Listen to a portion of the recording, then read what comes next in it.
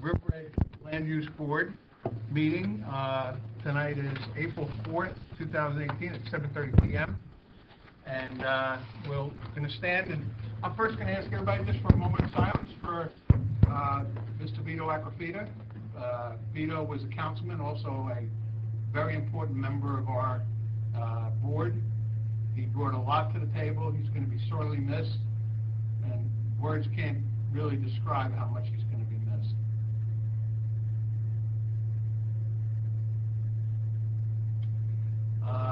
Ryan, would you lead us in flag salute, please?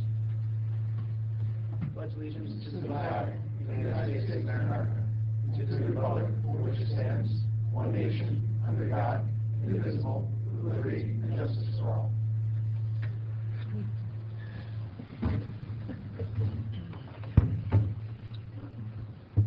Adequate notice of this meeting has been provided by posting on the bulletin board in Borough Hall, by email to the Ridgewood News, the Record, and by submission to all persons entitled the same as provided by law and schedule, including the date and time of this meeting. I would like to remind all members of the public that we have 3 fire exits, one there, one back here, and one to the side over there.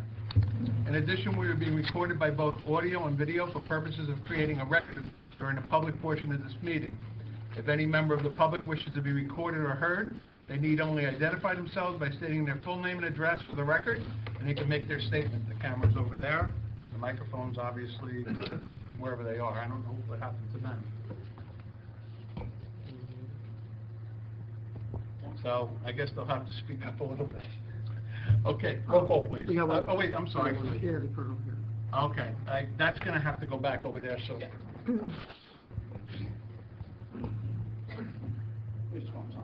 And if you guys have anything to say, we'll just use that microphone now. Before we go forward, when we swear in first? Okay, roll call, please. I don't have a chart, so I'm just going to read She was off supposed to of make you one, she did? No, that's okay. Mr. Chinigo? Here. Mr. Gibbons? Here. Mr. Sedaris? Here. Dr. Gurwitz? Here. Mr. Caslin? Here. Mayor Mignon? Here. Chair Killian? Yes. Mr. Grasso? Here. We have a quorum. Okay, the mayor's going to swear in our 2 new members. I want to welcome Mr. George Sedaris and Mr. Ryan Gibbons. I told you I have name Alzheimer's. Welcome to the board. We're real excited to have you on board. Also, we have Councilman Dario Canigo is joining us tonight. Canigo. Canigo? Canigo. Canigo. I've said it wrong enough, so. Dario Canigo. Okay, I'll try to get it. I'll say Dario most of the time. Dario's fine. But anyway, he's taking our good friend Vito's spot. So if the mayor would do us, certainly members of the audience wants to grab some pictures of the 2 gentlemen being sworn in, you're welcome to.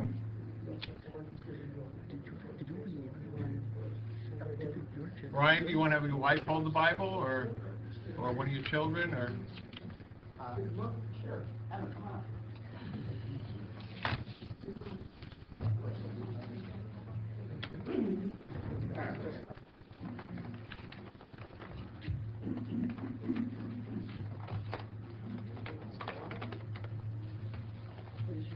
On the Bible, raise your right hand and repeat after me.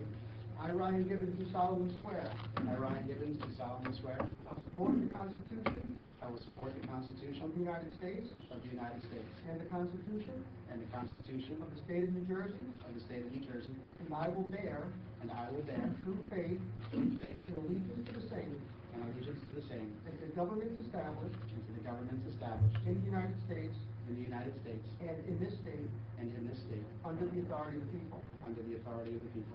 I do solemnly swear I do solemnly swear that I will faithfully, that I will faithfully, impartially, impartially, and justly perform and justly perform all the duties of all the duties of a member of the Municipal Land Use Board a member of the Municipal Land Use Board to the best of my ability. to the best of my ability.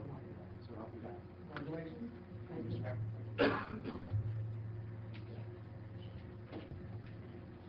Congratulations, Mr. Gibbons. Thank you.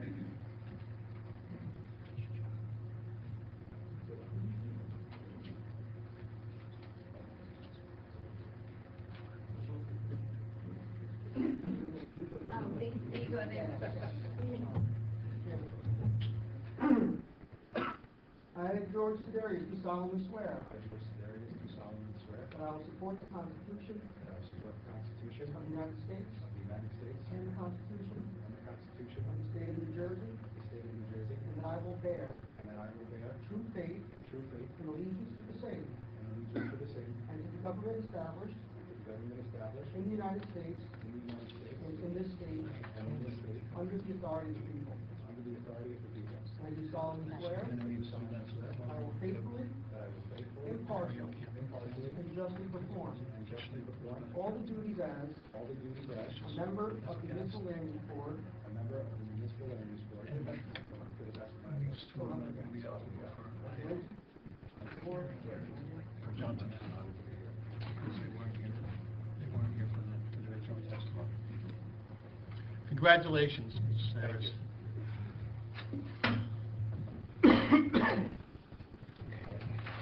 Good to see all these fresh faces up here. It's the first time in a long time we've had to have a full 11 member. Yeah? Very exciting.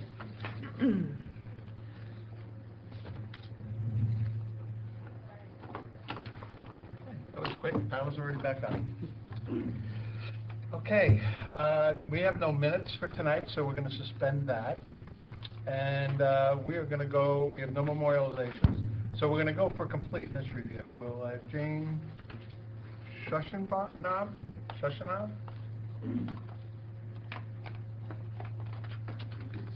Mr. Shushanov. Good evening. All right, so right now, all we're going to do is just go over your application and make sure it's complete for hearing when we get to the regular session. Good evening, Mr. Casa. Chairman, good evening. Power just came back on. Did it? Yep. I just hurtled over the tree coming down. So, we're going to go to our planner. Application, please. Okay. So, just real quick, just let us know what your plan is, what you're trying to accomplish tonight. Okay, this is Dennis Houston. My name is John Muzinski. I'm the architect who prepared the plans. Basically, we're asking, we have a front yard setback, both variance for a covered porch. Existing setback is 30.1 feet to the house, and we're going to go to 25.1 to the front of the porch. So you're looking for 5 feet. 5 feet is the required setback, but we happen to be more than 35 square feet. Looking for 70 square feet, 14 by 5, 14 feet wide by 5 feet deep. Okay. Anybody from the board have any questions? Okay, you can go back to your seat. Oh, a motion to approve completeness? So moved. Second? Second. All in favor? Aye. Any opposed, any abstained? That's seconded by Dr. Gerowitz. Yep. Dr. Gerowitz, Yes. Mr. Paslin, Yes. Mayor Mignon. Yes. Terry Killian, Yes. Mr. Rossi. Yes. Okay, next is MCG Realty. Gary? Chairman, good evening. Board. Good evening. Good evening, everybody. Christopher Martin, Morris Mahoney, on behalf of MCG Realty. Good evening. Good evening. Okay, Tom, you're all the way back there today. I couldn't find you. Just had a few questions to start. One was whether or not there was a consent of property owners. Mr. Burns, how are you? Good evening. We have one consent and two verbal consents.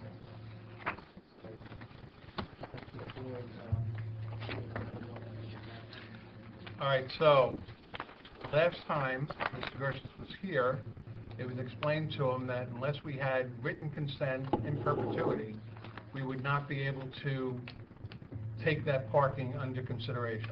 You have to understand that if we grant what he's looking for tonight, and 5 years from now, the neighbor says, we changed our minds, we don't want to use that parking, we're not going to make him tear down the building. So unless you have, A, letters from the neighbors granting that permission, again, and probably would wind up being a deed restriction on their property, you're either going to move forward without the parking, or you're going to have to adjourn and come back again when you have the parking. Mr. Chair, I understand. I was hoping that we could go forward with the application and have it as a consideration or condition of approval, if approval is appropriate. some ideas. If the board wants to deem the application complete, you can certainly do that and then hear what the applicant has to say during the course of the hearing. It's up to the board. And the only reason I say that, Mr. Chair, is that, we have been doing this, quite frankly, before the board merged last year. And then, for whatever reason, rightly or wrongly, it snowed the last 2 sessions. I mean, and it's not like we haven't prepared. We have a lot that we've done, and we've requested the opportunity from the landowners. The landowners seem to be in Florida half the time, getting some of them, we have 12 spots that we have written consent for. The other 2 we have verbal, and there's a request, they're absentees, and we're trying to track. Copy that letter? I do not. Could you provide our council with a copy of that letter? Yes, I'll sir. check my file. I don't believe I have it with me. I believe, I have. All right, so based on what we've heard, does the board have any questions? So the letter stipulates in writing that 12 of these spots would be in perpetuity available? I just want to make sure I understand that, since we don't have that letter. Yes, it's actually from an attorney who's in the property. I'm just saying, that's what the letter stipulates, since we don't I see it? believe it's a certification, but I'll submit it. It speaks for itself. So does the application, can we have a number of how many spots we would be considering on the application? Do we know what that is then, just out of curiosity? Does that mean we'd be considering 41 spots? I think the planner could do it both ways and give us testimony Okay. what it is and then also what they hope to get. Okay, I didn't know if we had to have a specific... But They'll have to ask Dr. for Gerwood makes a good point. You either know that the letter says, yes, you can have this parking forever, or it doesn't. Why not? I have the, just, we'll mark it, we'll get to 9 women. I mean, that's the easiest way to do it. It's appropriate to mention. You have it. the variance will be requested for whatever the total number is anyway.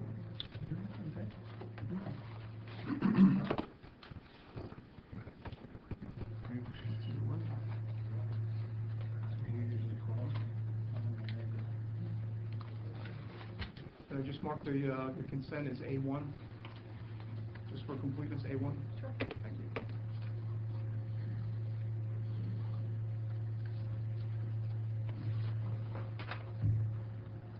Sure.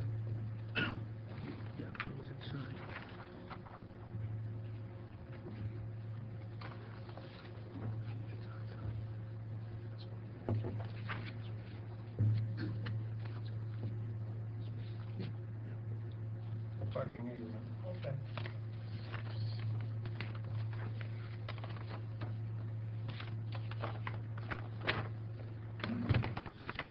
And Mr. Chair, as you know, a deed easement would be, it's not a license, so it would be in perpetuity once filed. Are there restrictions on it in terms of? There are no restrictions on it. Council, I have a question for you. Is it the intention of the applicant to enter into a written agreement with this property owner, the other property owners? Yes. But at this time, there is no written agreement between the parties.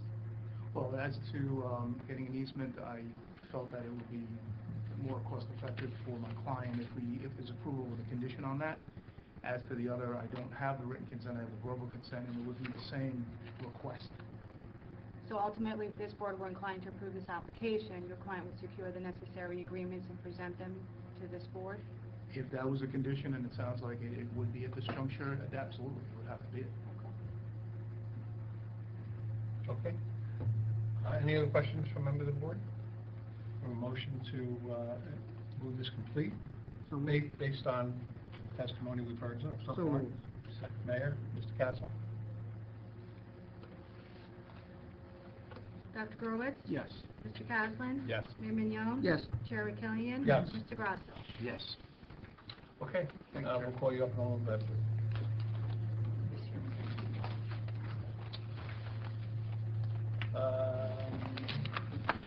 Mr. Shishinov, you're welcome to come back up.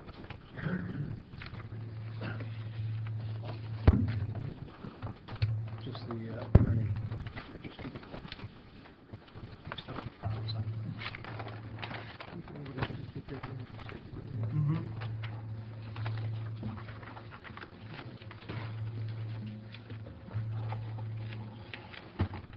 Good evening.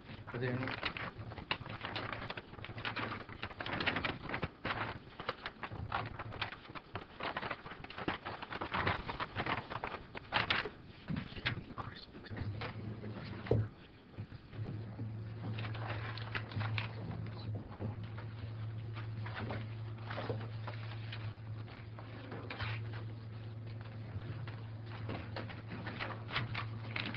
What I have.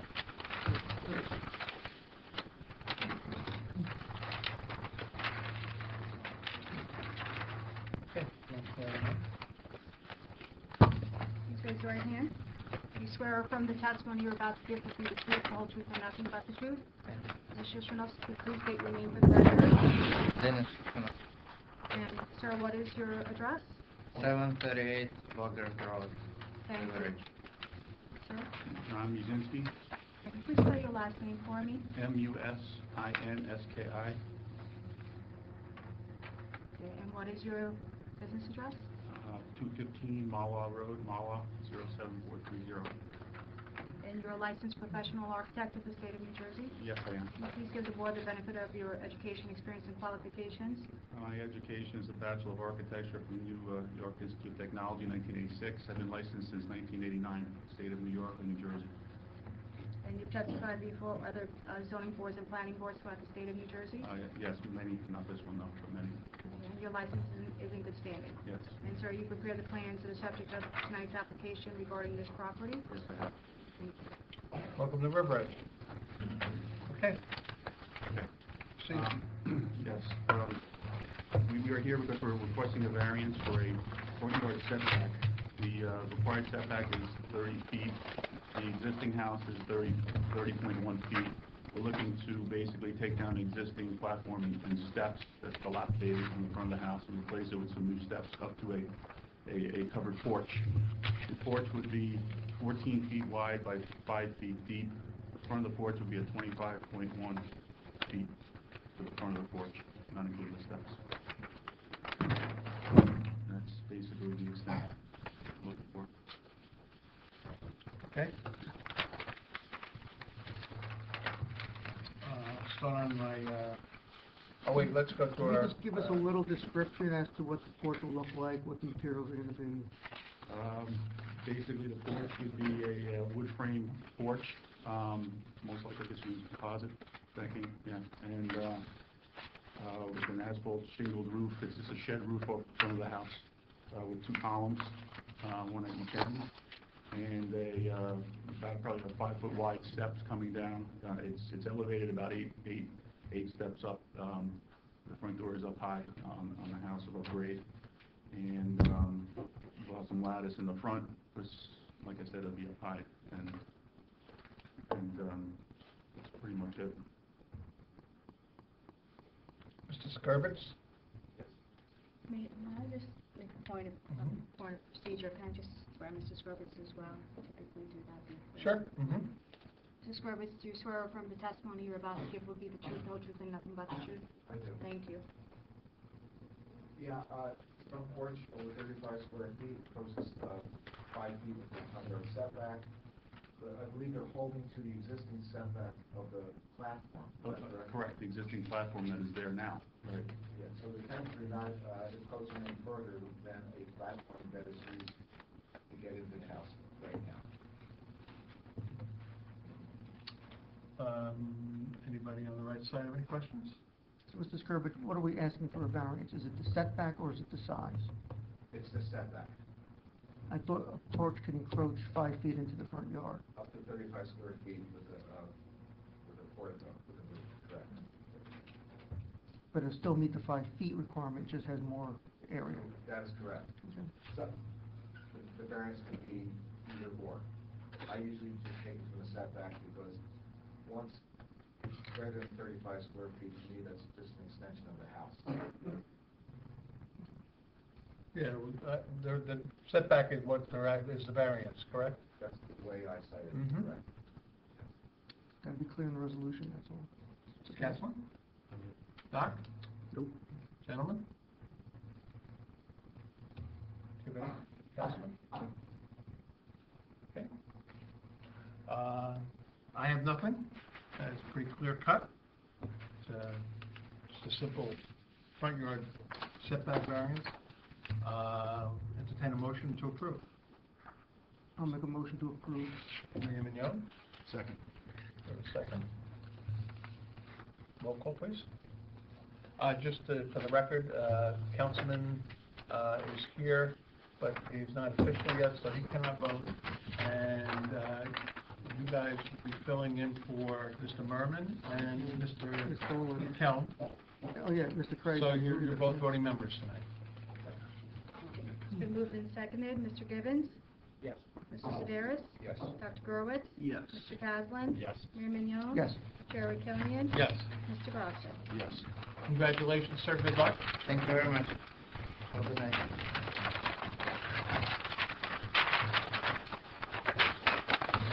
All right, we're going to go out of order just a little bit here. I'm going to call Mr. Barrett.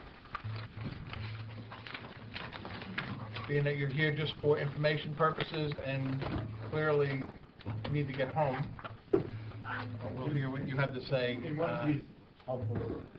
In any event, I'm accompanied by Patrick Anderson, who represents the landlord.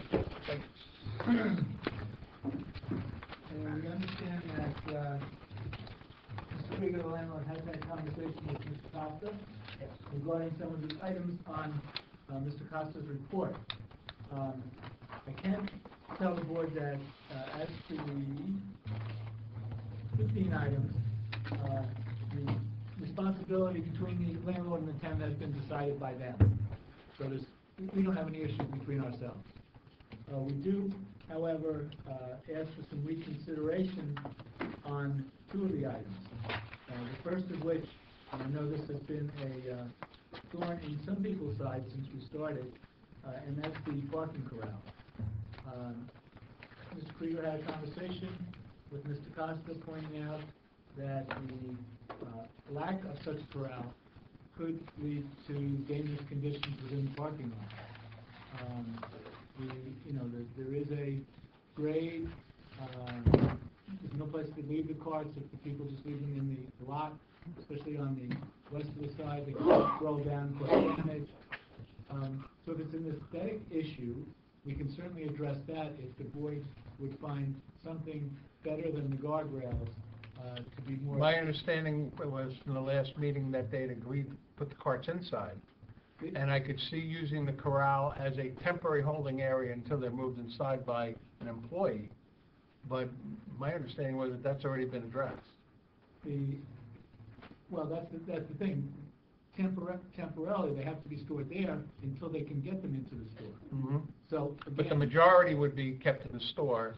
You might see 4, maybe 5 outside in the corral. No, it's going to either be a corral or it's not going to be a corral. It's not going to be a hybrid because they'll never know what's going on over there. The applicant testified last time that there was sufficient room in the store and that their architect said there'd be sufficient room. That's what I recall from the testimony. That's accurate, exactly what I remember. well, it's still going to lead to a condition that's not safe. Well, I don't understand how that's any different. If you're going to bring the carts to the parking lot, I don't know if it's going to matter. People are not going to return them to the store, Mr. Mayor. But they're not going to return them to the corral either then. Well, Especially when it's up and around, it's 5 feet away from where the building is. For the last 40 years, they've been returning them to the corral, possibly 50 years. Since it was the Honeydew, followed by the ShopRite, followed by the Asian Market. Is it an aesthetic issue? That can be addressed. I see it as a function issue and I see it as an aesthetic issue. I see it as both. The rest of the board can make their In comments. total agreement with the mayor. We had certain assurances from at our last meeting that we will get a couple of snowstorms ago. That was one of them. The trucks were another, but of course they're still there. Quite frankly, I haven't seen any changes. The back is still messy. Matter of fact, I believe they were cited, Dr. Lord. You want to speak on that? Mm-hmm. So, we really haven't seen any good faith on that property. And then, magically, as we spoke just a little while ago, a clothing bin showed up on the property, and that's, you need a permit for that. But we don't know who authorized it, if anybody. We will certainly find out. Mr. Anderson, I understand, They're- has spoken to his client. I did after we spoke earlier this evening, and they're not permitted under the lease for any of the tenants, and he's going to immediately address it. He does not want them on the There's property. two of them on the property, just so you know. Okay, and I relayed One- that fact. One magically showed up on Kindermack Road, and one in the rear of the property that I think has been there for a while. It'll be addressed. My specific issue is the one that showed up on Kindermack, but if you're telling me that they're gonna be gone, We're not seeking a permit for this. okay. And then the second issue has... And if I could just, Mr. Bad, just to reiterate that the concern that Mr. Barrett is referencing regarding the corrals is shared by the landlord. He's just concerned about creating a new hazard with this corral being stripped out and asking customers to come back into the store. That's what he asked me to convey. Well, I know when I go to ShopRite, there's somebody that works the parking lot, and when I finish with my cart, within seconds, that guy's grabbing the cart and bringing it back to the ShopRite. I would imagine that wouldn't be that difficult to employ somebody to make sure that those carts wind up inside, like most supermarkets do. It's just very unsightly, and Kindermack Road is our heaviest traveled road in town. People drive by there, and it does not present to the town well. Well, that's why I suggested if there are any aesthetic improvements that could be made. I just don't even know what could possibly be done there to shield those carts. And they're old, it just doesn't look good. And it doesn't represent the Barrow River Edge very well.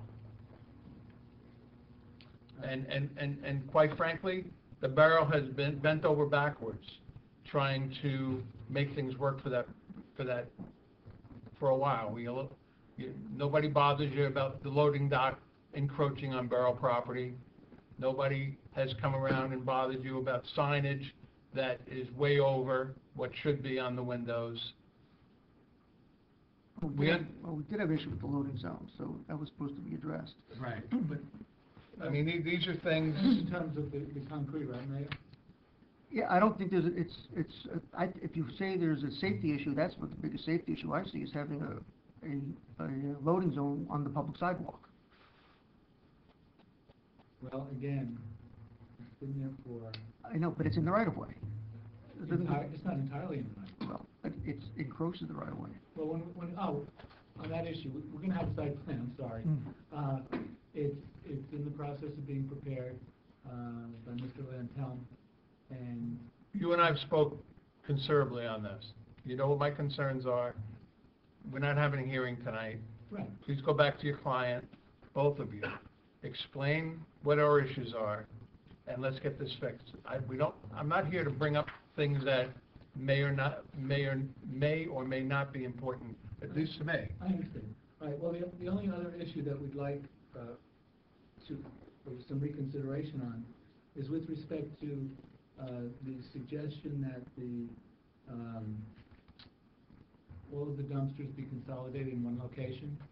There are currently 3 locations. One is for the Turkish restaurant, one is for the Carousel convenience store, and the other is for this market. The one for this market is enclosed. I know that Mr. Costa and Mr. Krieger discussed what could be done to make sure that enclosure doesn't get damaged, that it's properly maintained, etc. But it would be impractical to attempt to relocate those other 2 dumpsters. The one for the Turkish restaurant is really tucked in behind the restaurant, so you don't really see it even as you turn the corner, as you're going around to exit the parking lot. And as a practical matter, if you attempted to put that down where the ones that the market users are, no one's going to use it. They're not going to hold the garbage down there. So we'd like to, again, leave it where it is. The same thing with the one for the Carousel. That's a small dumpster that's immediately outside his rear door. Will they be screened? If you want them screened, we can get them screened. Oh, certainly. And the other issue we're having, Mr. Costa brought this up on previous application, is some kind of self-closing mechanism on the doors. Every dumpster enclosure we have is open. Drive anywhere in town, so 7-Elevens, you go down to the landing, they're never closed, and that makes it dangerous, that does make it a safety issue. Okay. The last few times that I drove through there, there was old rotted vegetables sticking out with the thing open, inviting birds, varmint, whatever. Mhm. So I agree with the mayor, it needs to be cleaned up. Self-closing and enclosed. Mhm. No problem. What about the dams? I'll find out. They're still there. Yeah, but there are fewer. Not that that's right, I'm just saying there are fewer, at least. Not by my count, Okay. okay? Yeah. You know, they have van and truck parking back there. It's right up against our homeowners' property. The fence is not in very good repair as it is, and it's just not fair to the homeowners that live right next door to have to deal with this stuff. I mean, if it were me, and I can tell you, I'm not even on a mayor and council, and I get letters from people down there. Dear Mr. Arkillian, can you do something? So I'm not picking on you. This is stuff that I'm getting from landowners. The neighbors have been very patient, and we've gone through a lot of issues there, particularly with the garbage pickup, 5 o'clock in the morning, 6 o'clock in the morning on the weekends, which I think has been voluntarily addressed, I believe, by the carting companies. But, you know, we're trying to coexist with the neighbors there and minimize any impacts we can. We want them to succeed, but we want them to be good neighbors. I understand. And lastly, I believe that there was an agreement, they were gonna, once the weather broke, they were gonna restripe that driveway and clean it up a little bit. We'll have to, first, well, the landlord has agreed to do that, but first it needs to be repaved, and then they'll restripe. We'll give you 6 months on It's gonna be on the site plan, resolution. whatever. That's more than enough time. And Mr. Costa, you had something about the trees, correct? From my understanding, the deal was worked out between the landlord and Shade Tree. Yes. We're in the process of replanting and working with the town on that. Wonderful. I talked to Mr. Krieger after our last meeting and said, "Glenn, so good to talk to you." I said, "We're gonna see you shortly, because apparently you don't wanna come to a meeting, so we're gonna subpoena you to the meeting." Yes, I learned that magically the chairman has subpoena power. I don't wanna have to use it. You do. Okay, but I am losing my patience. And he said, "No, my attorney will be present." So we're happy you're here tonight. Magically appeared. Good. Thank you. And Mr. Barrett, the fence is gonna be replaced on that border, Sorry, the Mayor. fencing along the property line. It's in very poor condition. Okay, that, I don't believe that was on the list, though. I think it was, because I know I mentioned it. Mr. Costa, did you have the fencing on there? I think we had the fencing, we did not. No. Well, you want to add that, huh? Number 16? Before the next meeting, we'll go through the parking lot again to see if there's any, basically it was the concrete, the trees, the striping. The corral was a big thing, take it out, put it there. Maybe on the corral, the best place I've ever seen where there are absolutely no shopping carts, Bricktown, New Jersey, Costco. You know why? You have to put a quarter to get it. And I've seen people actually sprint across the parking lot to get that quarter back out and put it back in the right place. We have one in Wayne Township where I reside, same thing as a ShopRite, which you have to put the quarter in. Seems to That work. 25 cents seems to do it all. It's unbelievable. Just, I don't care how you address it. Put a load jack on it for all I care, but it needs to be addressed. I think compounding, which I don't know was mentioned, just the sloping of the property, because you have potentially carts out there, it's sloping down towards the main road. Landlord's concern, you know, is exactly, you know, just you miss one of them, the thing's down and The rolling. good news is the slope isn't inside the building. So once they make it back inside the building, they're not gonna go anywhere. Okay. Mr. Barrett? Yes, For sir. the fence, if it's in disrepair, it either has to be replaced or repaired, regardless of the site plan. Okay. And what was some of the positions we're just going on? I believe it's property names. To the food company or? I have to talk to Artie about that. I'm not sure if it's the property owner or it's the market. I think it's the market, but don't quote. Right. Okay. That's generally waste and debris is an issue. Yes. And those pallets back there, they gotta go. Yeah. It shouldn't, They have to go. yes, I understand. I was there today, they made an effort to clean up, but there is still some left, so. It's fewer, but There's again, fewer, yeah. but they all have to go, we understand. I am going to put you tentatively on the schedule for May 2nd, which will be the first meeting in May. Okay. Gives you plenty of time to submit the site plan and do the notices that you need to do if there's notices required. I don't know if they're required or not. No, because we've been carrying this and, Okay. without further notice. Okay. It's just- it's So we'll just- carry it the next meeting. Right. Mhm. To the second, okay. All right, so I'll expect on May 2nd that you have a full site plan submitted 10 days before, and we'll look forward to seeing you then. Thank you.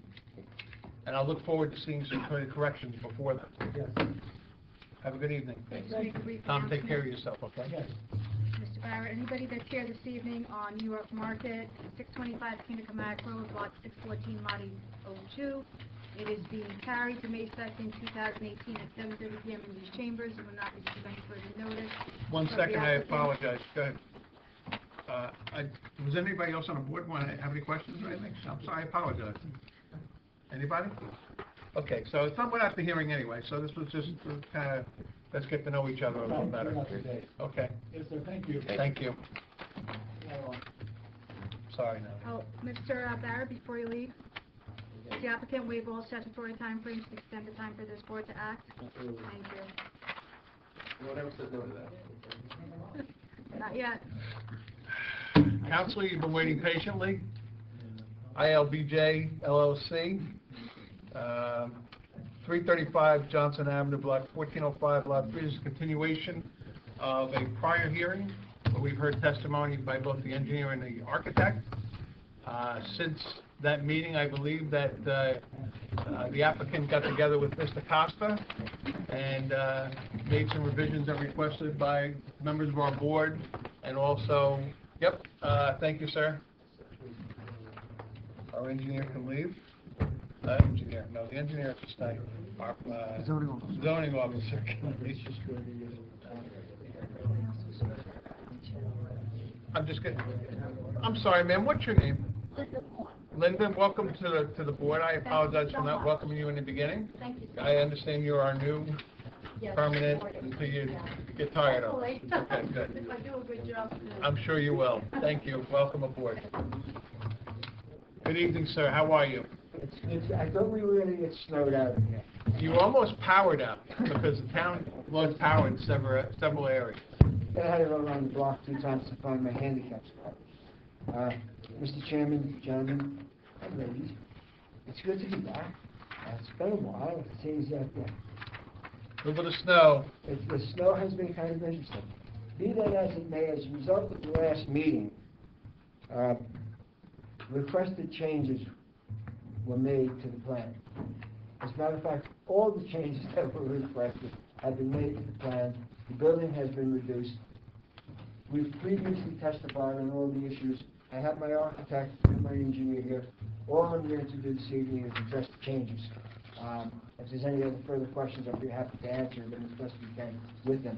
And with that, I have Mr. Montoro, our architect, who will go through the changes so that you have a sense of it. The building has been reduced. Just so we have it on record, give me your state your names, please. John Montoro, Montoro Architects.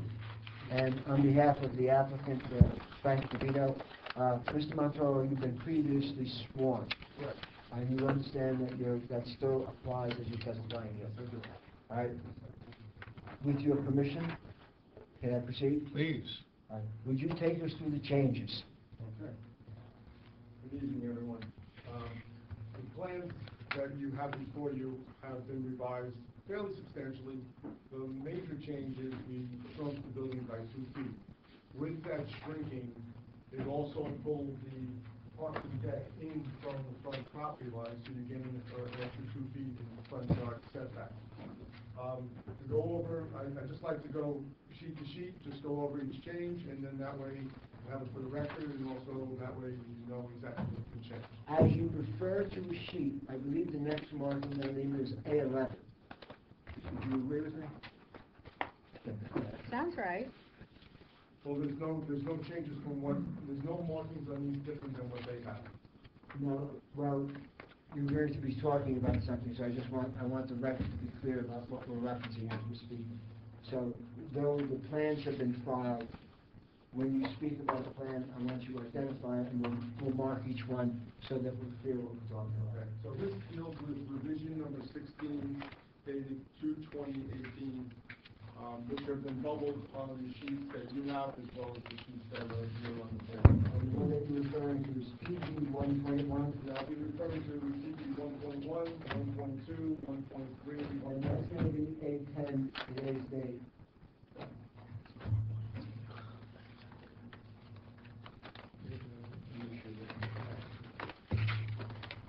Yeah.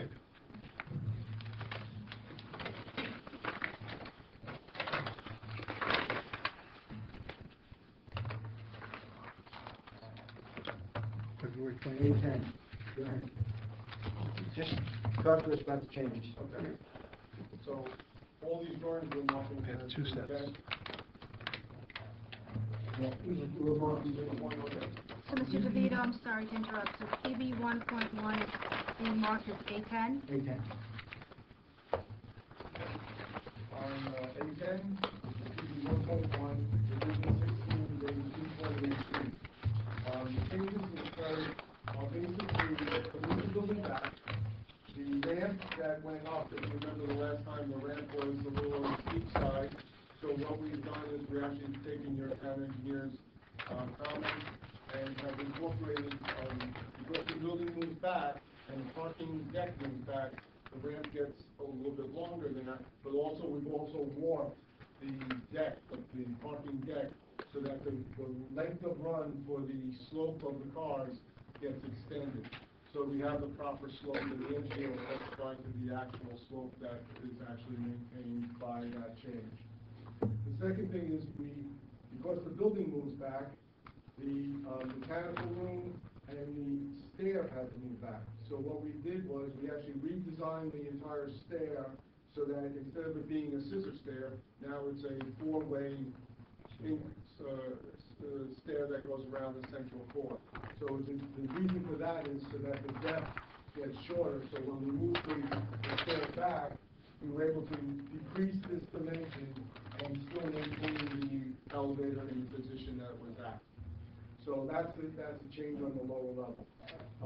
We redesigned the island to accommodate the columns, moving the building back 2 feet, and the chart of the square foot areas of the building have changed. The different levels, each floor has been reduced by 2 feet by the length of the building. PB 1.2. Number 11, I guess? 11 will be PB 1.2, today's date. So on this drawing, the building, as I said, has moved back.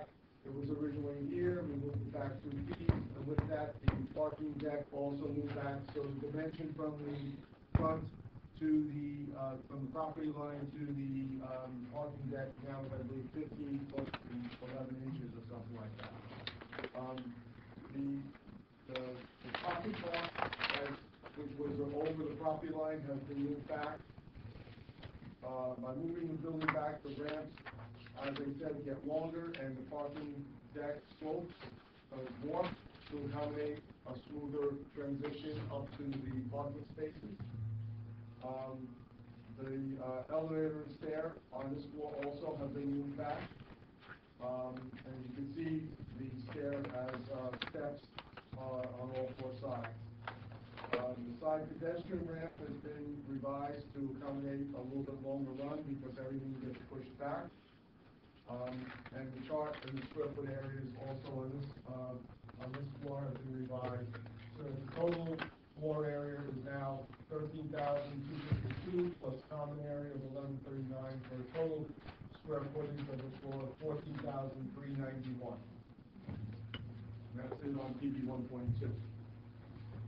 Next exhibit is PB 1.3. That'll be A12.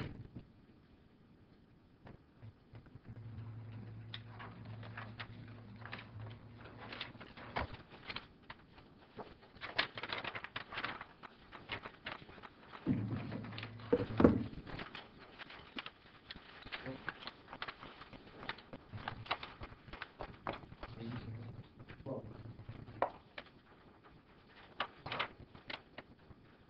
this is the PB 1.3, there's only two revisions here, this is simply the floor plan for the second floor.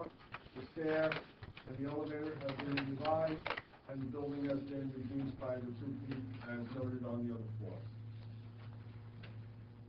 PB 1.5, Will be A13. 1.4, there's really no change to the front elevation.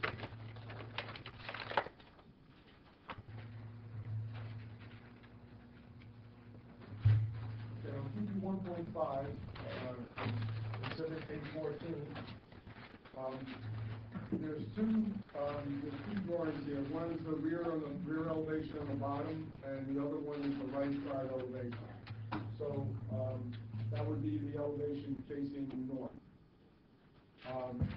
What we have done is the dark area you can see is the parking deck and the ramp entering in onto the parking deck. So the ramp has gotten longer, and the parking deck before, which was flat, now is on a slope up until we get to the building level.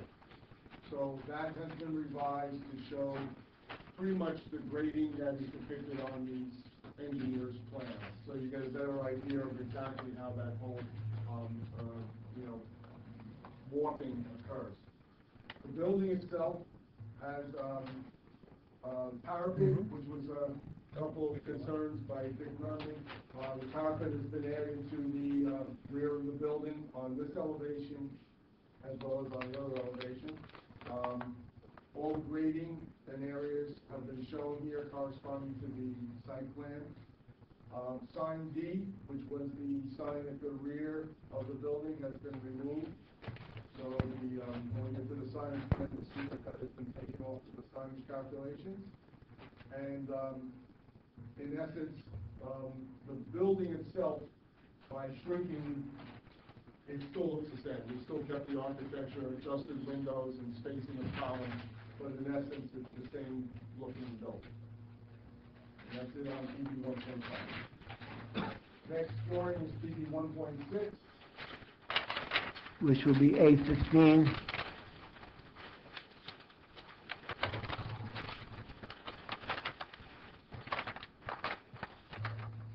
PB 1.6, exhibit A15. We'll start with the simple one, which is the parapet that Mr. Lerman had mentioned at the meeting. That's been added to this building.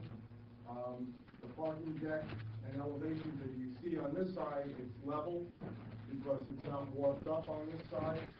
The front to the street, to the property line, as I said, has increased by 2 feet, and the building has been moved back 2 feet to the rear.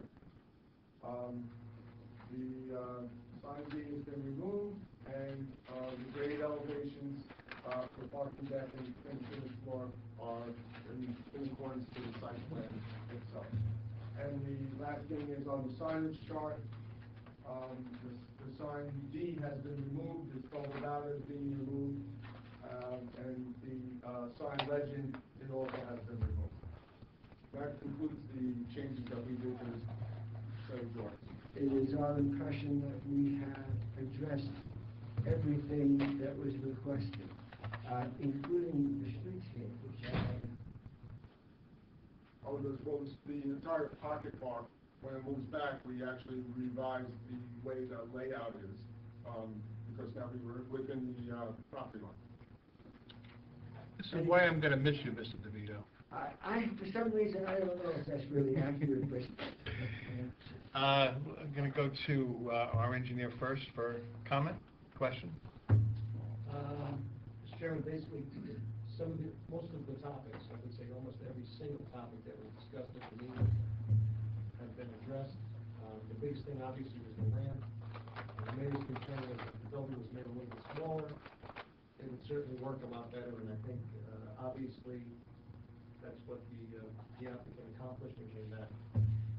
There's some small minor items with the engineering. I don't know if the engineer's going to get up and testify, but de minimis as far as additional stuff that they have to do, just like housekeeping details that are in the final report.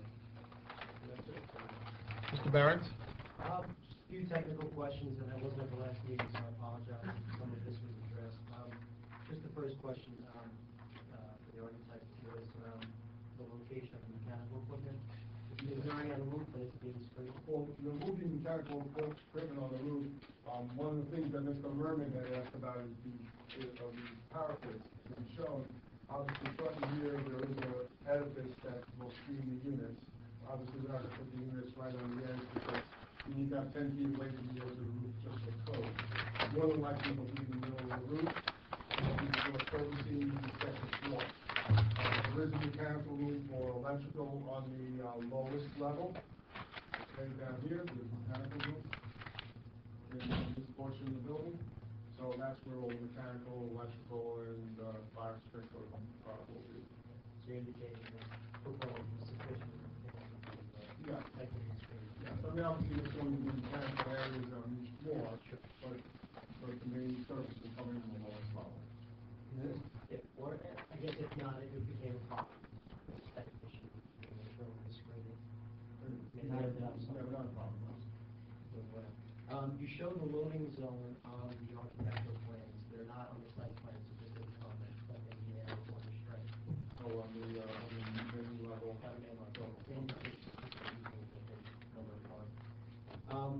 I don't know if this was addressed the last time, but the fact that the parking structure connects to the building, to what extent that impacts the use of the installed. Just as the board found the application favorable, that you're getting the appropriate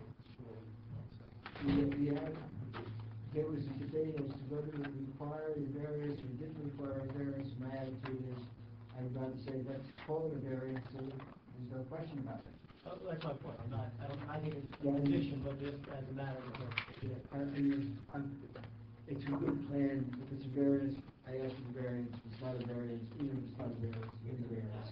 So, I guess part of my point is that the site plans indicate that the setbacks are being proposed from the main building, but not from the parking structure. So just to go over those, so the board understands what they're granting. Well, that will be a question for the engineer. I just want to make sure it's covered. Okay, no problem. We'll get what you need. I believe it was 15 feet and change. There's a rear front side. Yeah, I'm saying in front. And also the impact to the building as well. The engineer will address that. The number 1511, that's parking structure from 15 to 11 is what I have. The parking structure. Well, when he comes up, and the last question is maybe a question for Brian too, more comment. There are two parallel parking spaces on the lower level that are 10 by 18, they don't seem to be functional. Again, my suggestion is that they just be combined for one and add one. What I would suggest is that maybe we should leave it be and just see how it works. If it becomes a problem, then change it. That's close to getting it right. I'm not an engineer, but What space are you talking about? parallel parking spaces at the center of the lower level that are 10 by 18. Functionally, I don't know how one can maneuver out of the one that's not open to the driveway. I'm just suggesting maybe. Oh, yeah. I don't see it being a big problem with the application. I don't think it would. It's an awkward movement. If you want to keep them, keep them. I would rather keep it, could be employee parking, as opposed to surrendering it at this point. I'd rather have the parking. If it doesn't work, we'll probably wait another time. It's no big deal. Sounds good. Tom, you all right with that? With that, I have nothing else. What's okay? You never know. Mr. Vito might get rid of the Bentley and just drive a smart car. Mr. Costa's gonna run this Ferrari. I'll start from the left side here, Mr. Peningo. Nothing like that. With the revisions that you've made, making the building 2 feet further in, do you know what the slope of the ramp from the street is going to be now versus what the existing slope is? I'll say less, the engineer will tell you the exact numbers. So you're saying the slope, when the building is completed, is going to be less than the slope of existing the slope? ramp- The slope of the ramp has been reduced to be easier to get up the ramp. I'm not talking about reducing the first set of plans, I'm reduced in comparison to what exists today. Oh, what exists today? Oh, dramatic difference. You know, how much, what are the numbers as far as today versus this? The existing grade is higher than what our deck is at. It's very steep right now. I don't know, that's a question for the engineer.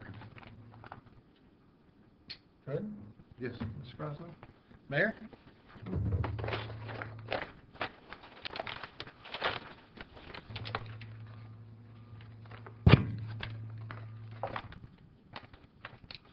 Back to you.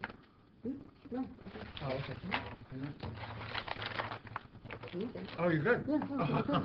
Yeah. No, I was Mr. Kastner? Gentlemen, remind us how the trash is being removed from the lower level? Yeah, I think we testified that the last time that it's going to be, they have a private hauler, and it will be brought out by little hand trucks on wheels out to the street. And with the change in design, we still have sufficient access for emergency vehicles and so forth? That's the same height in the area. Doc? Can we just get clarification on what variances they no longer need with the change in the side of the building, and the change of the size of the building, sorry? The engineer will request the setback. It's basically called side yard setback and coverage.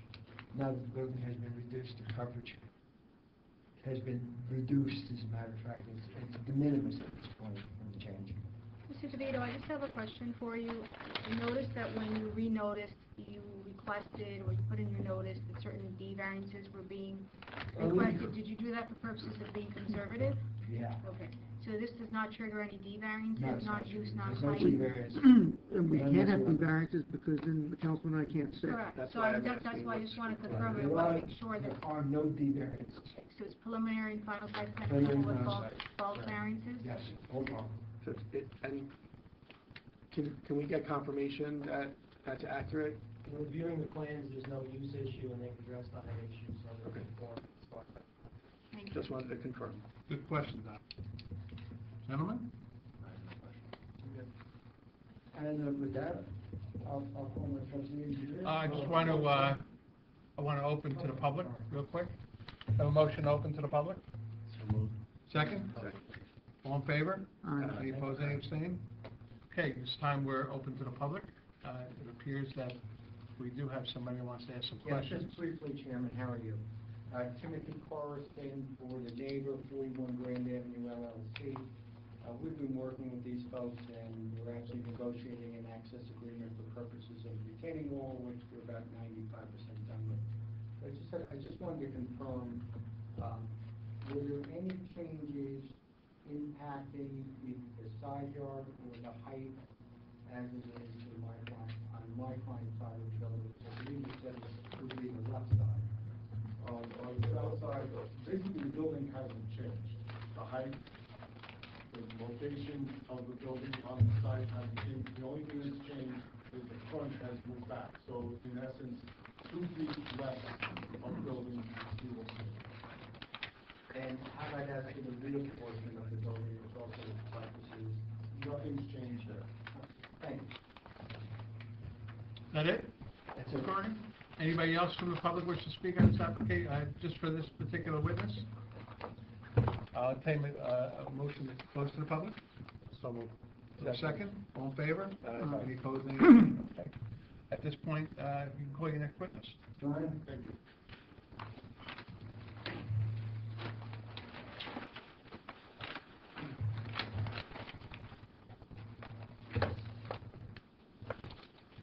Did you state your name for the record? Brian Shortino? And you recognize that you've been sworn before? And you're still online? There was a couple questions asked. Would you be so gracious to tell us what the setbacks and the side yards are at the present time now? With the existing building that's there? No, as proposed. setbacks to the building or Give us the parking structure? parking structure, okay. And then just the front rear as well.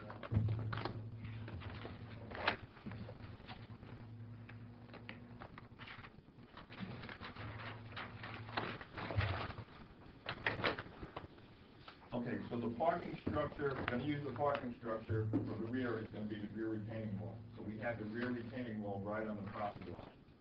So the setback to the rear of, the retaining wall is approximately 1 foot high. It's not formally designed that, but not 1 foot wide. But, so it would be a 0 foot setback to the back of the wall. Thank The you. whole rear. Yeah, you know, Now, the front structure, we don't have the dimensions shown, so I have to scale it, and I'll give a conservative number.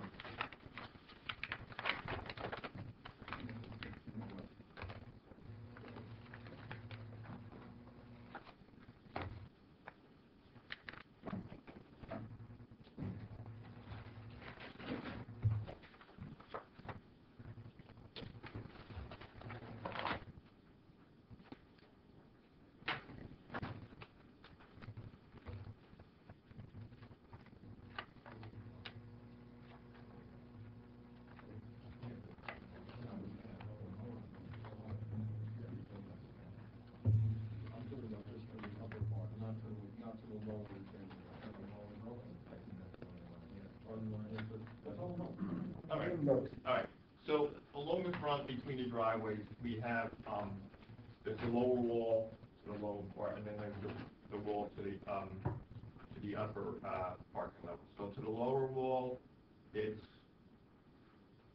scale's 5.5, so I would say, let's just say 5, to be conservative. And then to the upper wall, this scale's 15, and that's essentially what John calculated, 15.1, so I would say 15. and the setback to the building, give it to it. The setback to the building is 81.92. And the sides? The sides, we have to do the parking structure, that would be the southerly side, so that's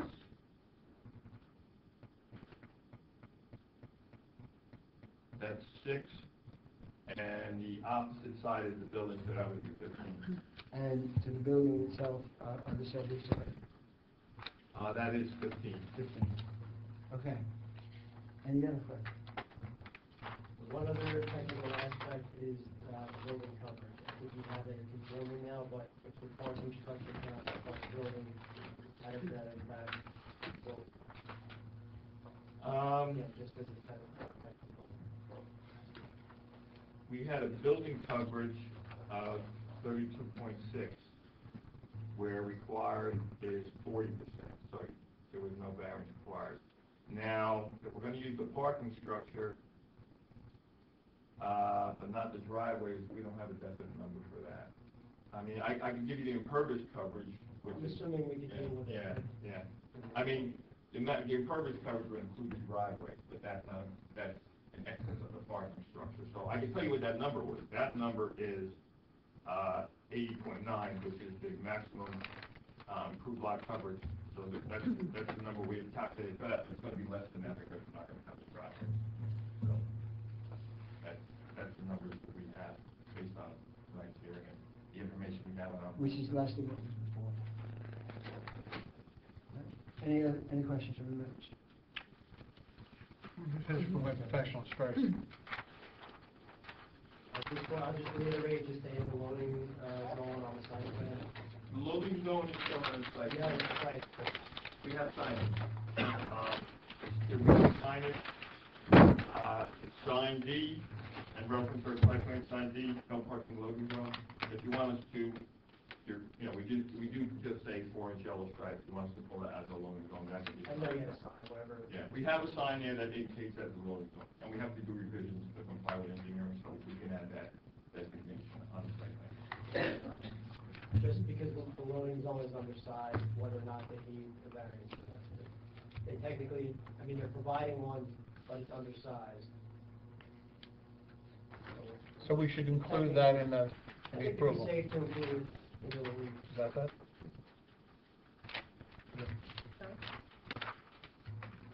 Okay. So, Mr. Costa?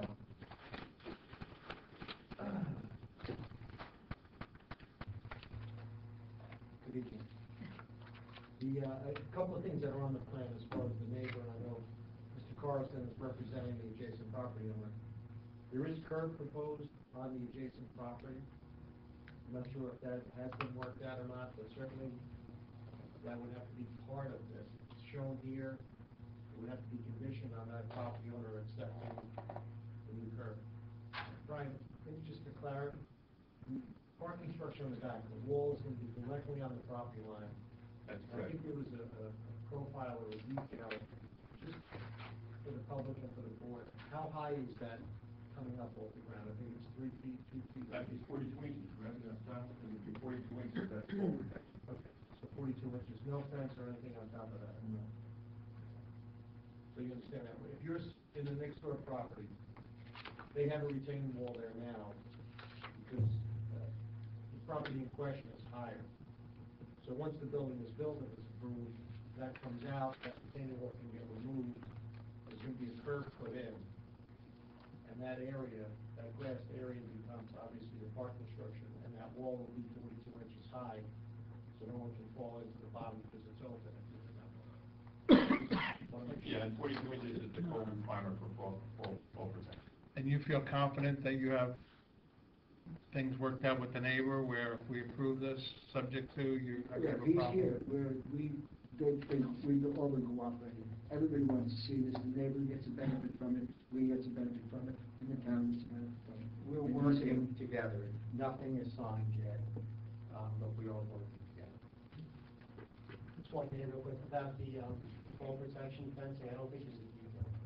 No, there's no detail for the retaining wall yet, that's in Mr. Costa's letter, because, and something that's significant, you just don't redesign every time you change the plan. Not the wall, but you're having some fencing above it. No fencing, it would be continuation of the wall. Higher. It would be I see. continuation as a fall protection. Otherwise, if you hit the gas pedal,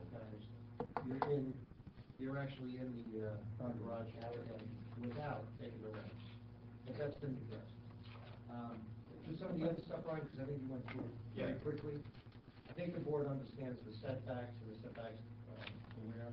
There's an external stair, there's an internal stair for the store, the second means of ingress and egress on the back side. Yes. Yeah, so that was part of the change. Little park area in the front that's been taken out of the right of way, and now it's all on their property. The ramping, there's a question of ramping, and whether or not the ramp and where the parking garage was, that's been corrected. The ramp itself has been lowered. The streetscape has been put on the plan. We've also given them the new details with the brick pavers and the concrete sidewalk. They agreed to that. The storm sewer, they agreed to that. They've shown the 12-inch pipe, the smallest is 15. Yeah, we're gonna, received your letter today. We're gonna comply with all items in the letter. Originally, we asked for a ductile iron pipe in the street. I ran out of the coupons at Bed Bath & Beyond for the 20% off with Mr. Zito. So we actually allowed him to put in, which we've been using. I actually spoke to John at DPW. The C900, which is plastic, but it's a much heavier plastic. It's actually water main pipe that's made out of plastic. We've used it currently behind the apartments that are under construction. It seems to be working very well. John doesn't have a problem with it, and that's what they have on the plan.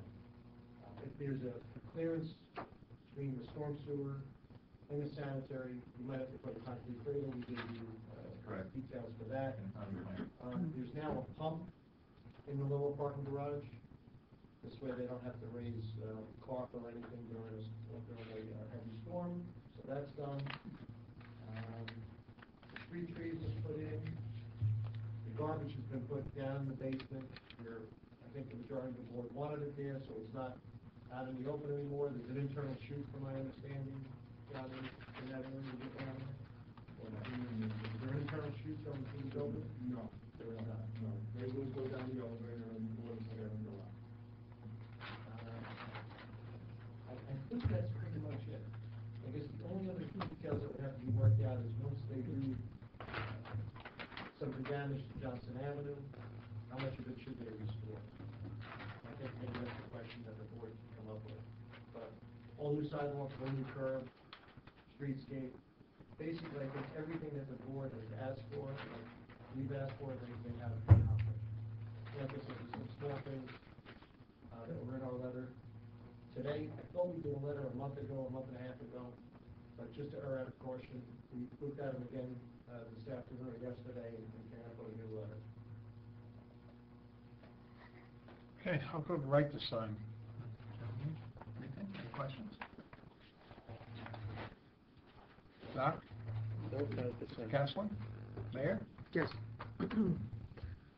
What's the parking variance? Is it still the same as the previous request? So the variance, we had, when we realigned the front, when we relocated the loading zone, let me just, this is the old exhibit, but I'll reference it.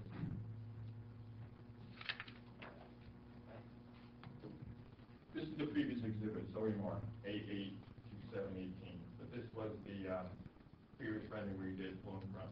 So we lost one space because we had a loading zone on this left side.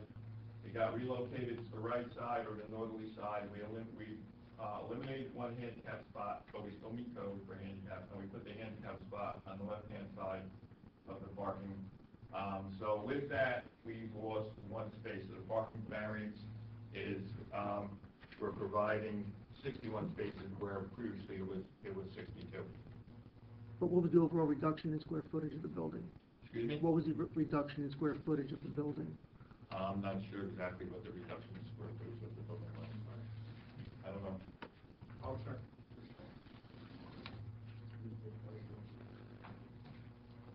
But the reduction in square footage of the building would reduce the amount Yes. of parking, but I don't know exactly what it was previously. I do have a quick note, just to save a little time. It looks like it was about 500 square feet. Yes, about that. Yes. That's correct. More than two spaces. How come nobody wants to tell us what the new slopes are on the driveways? Excuse me? No one wants to tell us what the actual slopes are on the new We have driveways? no problem telling you that. Slope in the driveway, we were given a sketch by Mr. Costa's office. So on the northerly driveway, which is the main concern, previously when we were here last time, it was 18%. That's been reduced to 11.3%. That's right. Do you know what the existing is? 9%, I just calculated it. In the downslope? There was no change on the driveway slope on the southerly side. But what is it? What is it? It's 10.8%.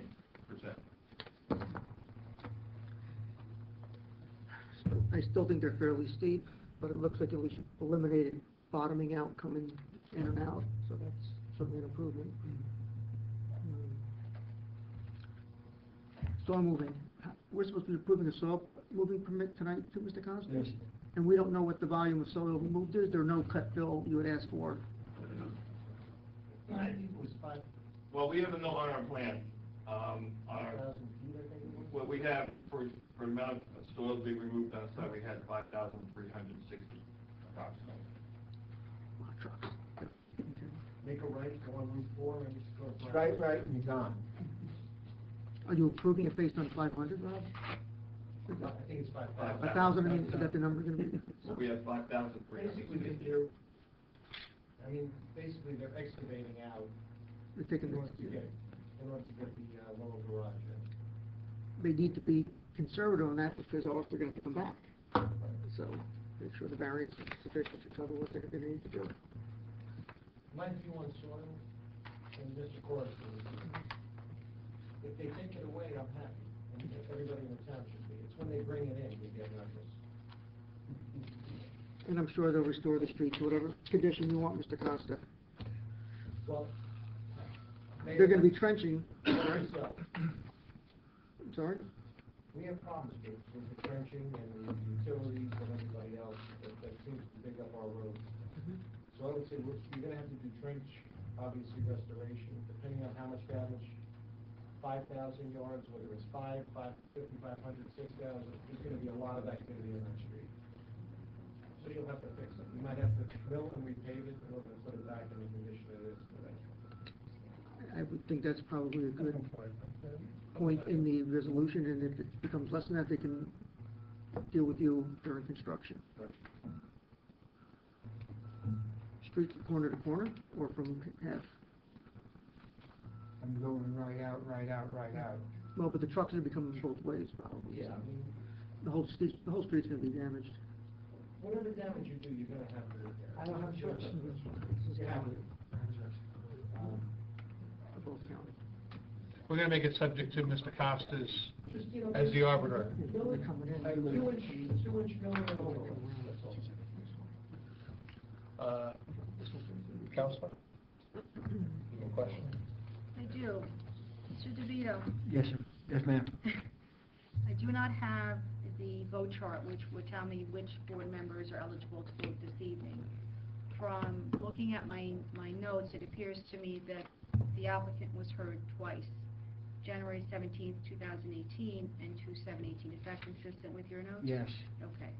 And according to my notes, the board members that were present on the 17th were Mr. Cray, Mr. Merman, Mayor Mignon, Chair Killian, Mr. Grasso, and Mr. Caslin.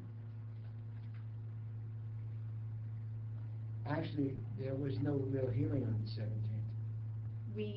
I believe the board took jurisdiction on the 17th, and those were the members that were eligible. And then the applicant, the real testimony occurred on 2/7/18.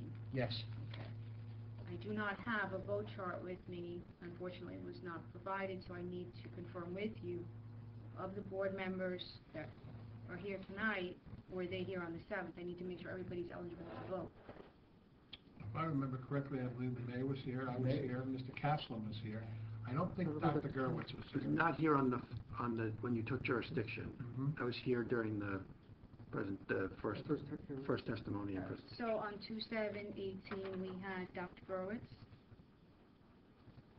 You were here when the testimony Yes. occurred. Oh, That's right, I do remember that. and Mr. we Grasso, of course. And we had Mayor Mignon, Oh, yes. Chair Killian, I know you were here. Yep. And Mr. Caslin was here. Say that with a little displeasure in your voice, Mr. DeVito. No, I said, no, listen, I think that you did a good job. Stoned, but you did a good job. No, it is a better plan. Anybody on this side, any questions? I do just want to confirm, can we just confirm what variances we are voting on? With the site change. I agree with you, Counselor. It's my understanding, and I'd like you or someone to maybe have Brian testify in terms of the variances. I just want to pin them down. I have a You want me to give you the rundown? I can- Yes, I have a feeling it's going to be better coming from your planner than me. Feel free, just for the sake of time, I'll give you. And even the ones that I consider dubious, I'd rather have him. If you disagree, please feel free to. Makes no difference whether I disagree, I'd rather have them addressed. Okay. Starting with parking, 71 spaces required, 61 provided. There's a loading space provided, but it's undersized. 12 by 40 spaces required, a 10-foot by 18-foot space is provided. The building coverage, maximum permitted coverage is 40%, versus, we don't have the exact figure, it's less than the 80.9% impervious coverage which is proposed, and that's, again, technically for the parking structure, not for the building per se. The impervious coverage maximum requirement is 80% versus the 80.9% being proposed, which represents a reduction of the existing condition. Then we get to the setbacks. The minimum required front yard setback is 30 feet. Again, the technical application of the ordinance as measured from the structure, it's 5 feet from the lower level, 15 feet from the upper level. Moving to side yards, minimum requirement is 15 feet. On one side, we have a conforming 15 feet. On the south side, we have a non-conforming 6-foot setback, again, from the parking structure only. And then that brings us to the combined side yard, where a minimum of 35 feet is required. We're at 21 feet, again, from the parking structure. I think they're actually under from the building itself, because it's 15 from the building, so they're still under on that, which would be 30 feet as opposed to minimum 35 feet. There is a rear yard variance being requested for the actual building itself, for 7 feet, for a minimum of 20 feet is required. Then again, the retaining wall for the parking structure has a 0-foot setback. Moving to signs, number of signs. I believe there's more than one tenant, is that correct? Yes. 2 tenants, so technically they're permitted, I think, at least 2 tenant signs. They're proposing 3 signs, albeit for the same tenant. Maximum sign area, they get 20 square feet per tenant. They have 2 tenants. They're proposing a total of 88 square feet. There's a maximum sign height, which is 18 feet versus the 38 feet we proposed for the 2 main wall signs. We also have a sign on the rear facade, which is not permitted. Then the final variance that I have is the minimum distance for the minimum setback for paved area, which is 2 feet. Again, we're at 0 feet from the rear property line. There's a couple design exceptions too. If we're going to be thorough, parking in the front yard is a design exception, not a variance. The driveway slope is a design exception, where 2% is preferred, but they're at, 11.3 and 10.8. And last but not least, another design exception is a minimum parking buffer of 5 feet, they're at 0 feet in the rear. That's it. So, Councilor, Could you repeat that one more time? Can I ask a question, Councilor? Can we have a determination as to whether the parking structure is being considered accessory or a part of the building? I don't think you even want to have to deal with that. Because nobody can figure it out. I mean, you have to understand this is a very unique building. The parking structure and the building are almost one monolith. And that's why I said I'd rather have the variances and not play with whether the building should be separate from the parking. And he gave me the most conservative view, and I'm not even going to disagree with it. There would be less variances if we split them up. I'd rather take his position right now.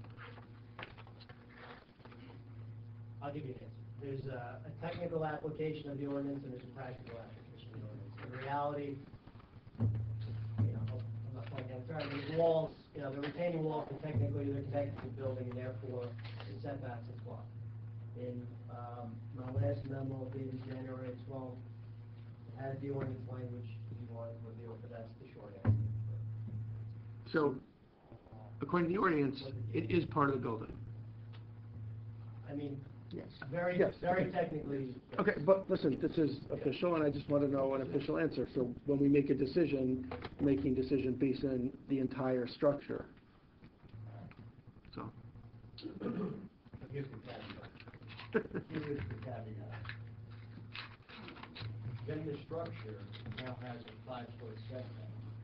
So I think we have to clarify it very specifically that the variance is only the parking, the garage.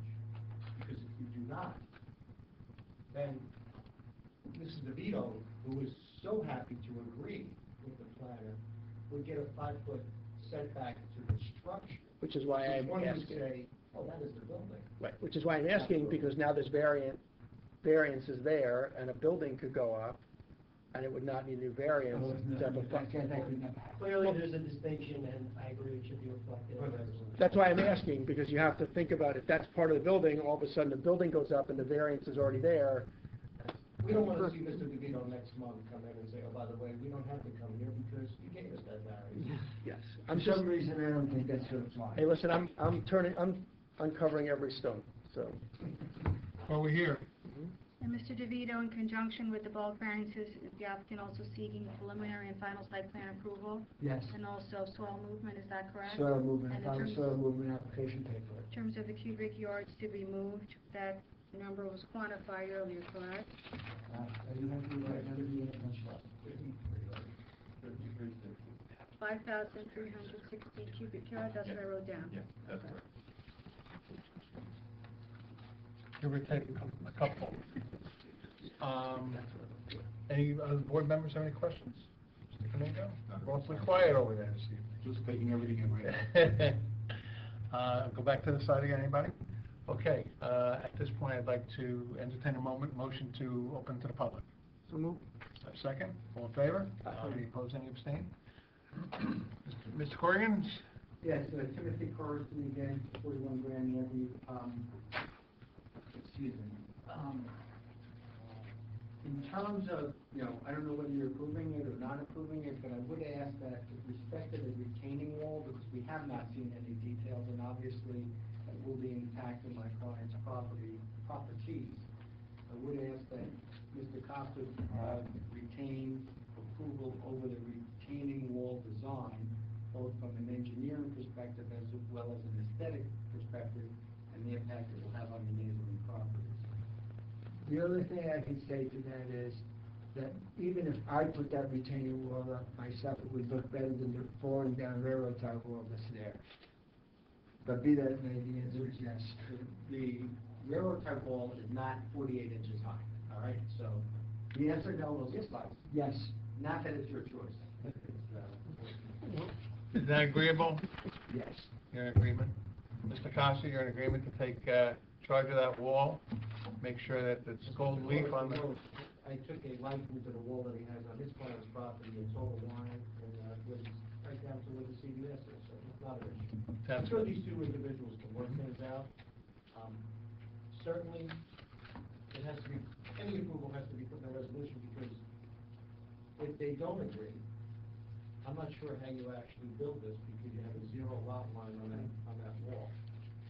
So, you can't shore it, so unless you get permission from your neighbor, you're not building this job. You have to slide it slightly away from the property line in order to build that rear wall. Understood. I'm not sure if he knows it, but he knows it now. I know. Nothing else. Is there any other member of the public? Mr. Carroll? Anything? No? Anybody else? Entertain a motion to close. So move. Second? All in favor? Aye. Any opposed, any abstaining? Okay. At this point, you have anything else you want to add? I would just ask that someone would be so kind as to make a motion to approve the building that you built, that you helped design.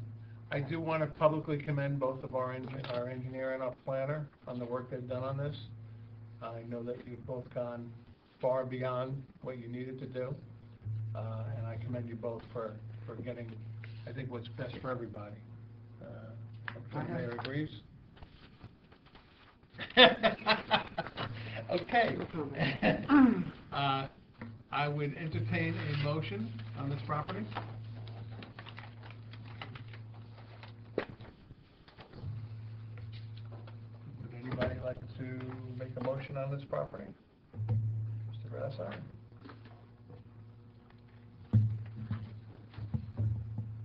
Okay.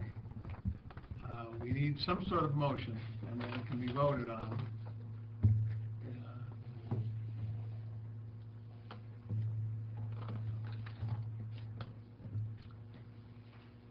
Counselor? You can do it, Mr. Chairman, you can make a motion. Just need an affirmative motion one way or another. If there's a motion by a board member to approve, for example, there are certain conditions I think the board should discuss in order to protect the board. And some of these conditions were discussed at the prior hearing with the applicant, but we do need some form of an affirmative motion one way or another, either up or down. I'll make that motion so we can discuss the conditions, and then we can have another motion whether we'll accept the conditions for the project. These conditions are not exclusive, but following the hearing of February 7th, I did have my secretary type up what I heard during the course of the hearings, and I'm asking for Mr. Costa, Mr. Behrens, and board members to sort of chime in if there's anything that I may have missed or anything that the board is inclined to request as a condition of approval. There was some discussion regarding the signage that's proposed. The board asked for all signs in terms of lighting and the like to be shut off by 11 p.m. and the signs shall be on a timer. The other condition is that there was some discussion with Mr. Costa with respect to Hope Harmless Agreement. The applicant agreed to enter into a hold harmless with the borough and with respect to the sewer and water hookup. There was some discussion regarding heating of the proposed ramp. Mr. Costa, I assume that with respect to what was discussed this evening, that's no longer necessary? Still, I mean, you can still, but sure, that should be part of it, that's still part of the original, ramp. All right, so the applicant will heat the proposed ramp, or ramps? Ramp. Ramps. Clearly, a developer's agreement will be required. That developer's agreement will reflect the discussion we had with the applicant's counsel regarding the indemnification from the owner to the borough if there's any sort of water damage and the like. That was an issue that was raised by Mr. Costa. There was a form indemnification agreement that was circulated to council, condition of approval. We will ensure that those agreements, developer's agreement, indemnification, as a condition of approval, they have to be executed. Obviously, prior to the issuance of any permits, the appropriate guarantees have to be posted as well, insurance and the like. The applicant has indicated that it is amenable to the comments from Burgess Associates regarding the streetscape and the landscaping. I don't know, Mr. Burns, if that's been addressed by virtue of the amended plan. Meaning, have we reviewed it? I mean, I don't have any issues with it, I think they've done a good job. Why don't we keep it in, and if Yeah. the condition has been satisfied, it's been satisfied? There was some discussion regarding, I believe, Mr. Costa, curbing on the adjacent property. I believe that is the, Now, you may repeat that for me again. curbing. There's some curbing that's being proposed on the adjacent property that's owned, I believe, by Mr. Forreston's client. Yes, that's, they've agreed to put in Belgian block for the plan. Okay, so clearly the applicant will have to enter into the appropriate agreement with the adjacent property owner. Board attorney and the board should have a copy of all agreements, including the agreement that's entered into between the two parties. I believe there was a request, I'm sorry, Mr. Costa? Just a quick, I apologize. Would we need, I guess if it is approved, would they have to pull a building permit for that on their property, or would it be part of this? Here's the thing, I ran into this situation in another town on behalf of a developer, and we were told that they had to pull a separate permit, so I'm not sure how that works. But I know elsewhere we've been told, when I say we, my clients have been told, you have to secure a different permit because two different property owners. Do we require a building permit for curb? We don't have a site work permit, correct? So this has to be, that has to be considered as part of the site plan. It's part of this. It has to be considered part of the site plan. If it's approved, it's part of this application.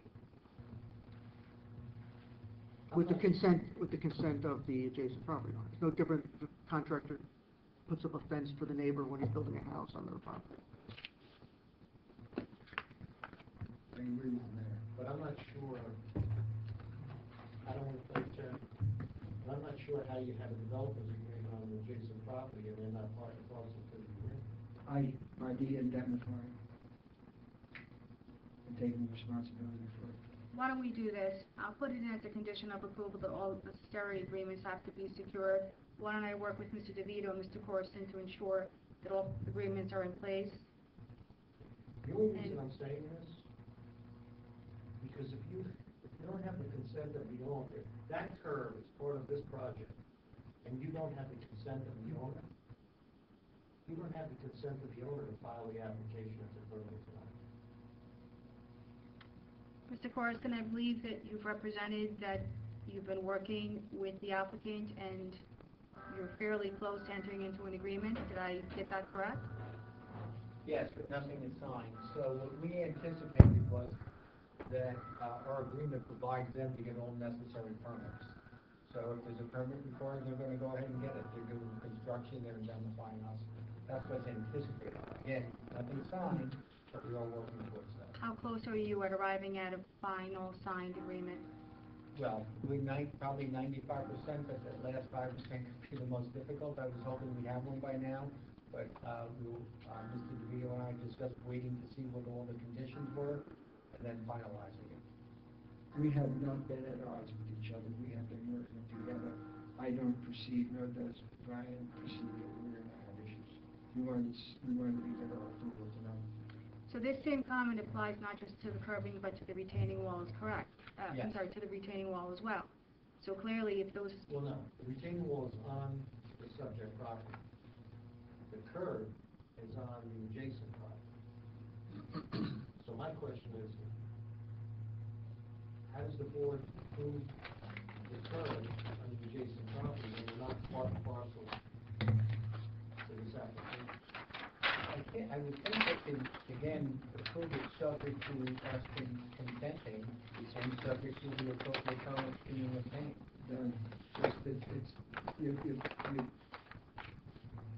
It's not an off-track improvement. But it's no different than getting an easement.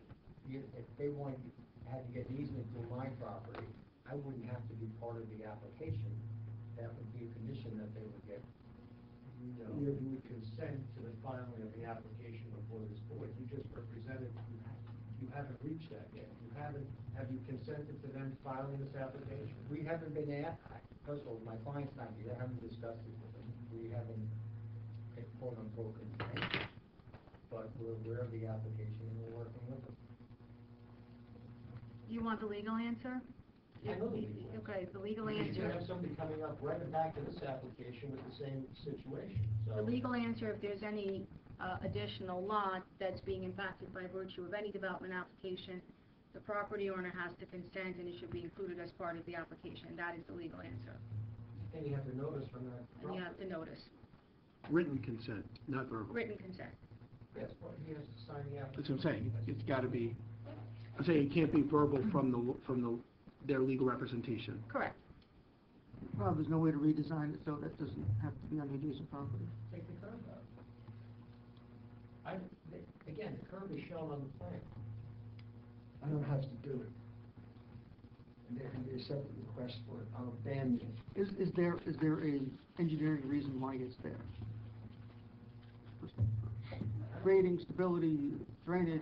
I don't think there's a curb there now, to be honest with you. I think it's, We no, don't it's not. Would you mind having your engineer point out exactly Well, I think there's, the curb we're there's discussing? stops. There's stops, right? If he's gonna, sir, if you're going to speak, you're gonna have to come forward and be sworn. Rob, can we just have either you or Brian show us exactly what, Oh, it's on your plan, it's on the, Site plan?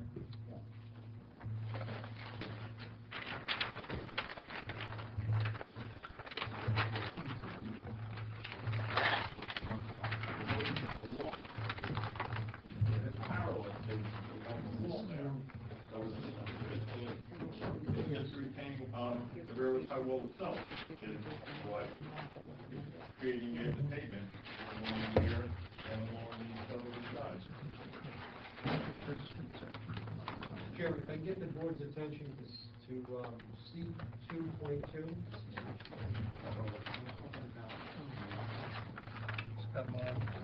here,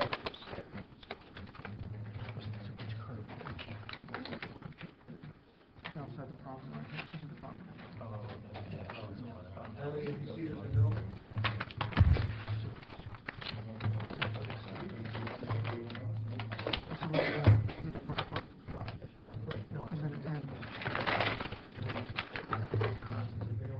This is outside.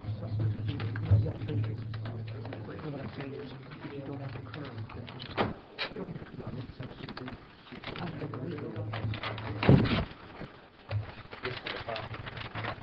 Let me make it easy so that you're not even worried about it. You're gonna take it out. I'll take it out, so I don't even have to face this, and the adjacent property owner and I will work it out. I don't even think they'll need a site plan to put that in if they want it. That's just a permit. running against the paper.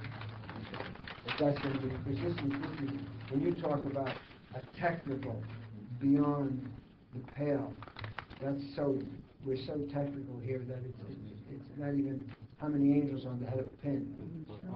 I don't need it, the adjacent property owners need it, that's gonna be the consideration. Take it out, I don't need it, I don't want it, and we'll address it ourselves among ourselves. All right, so Mr. DeVito, with respect to drawing C2.2, there's an indication or a note, New Belgium block curb along existing edge of pavement being proposed, that's being eliminated? We'll take it out.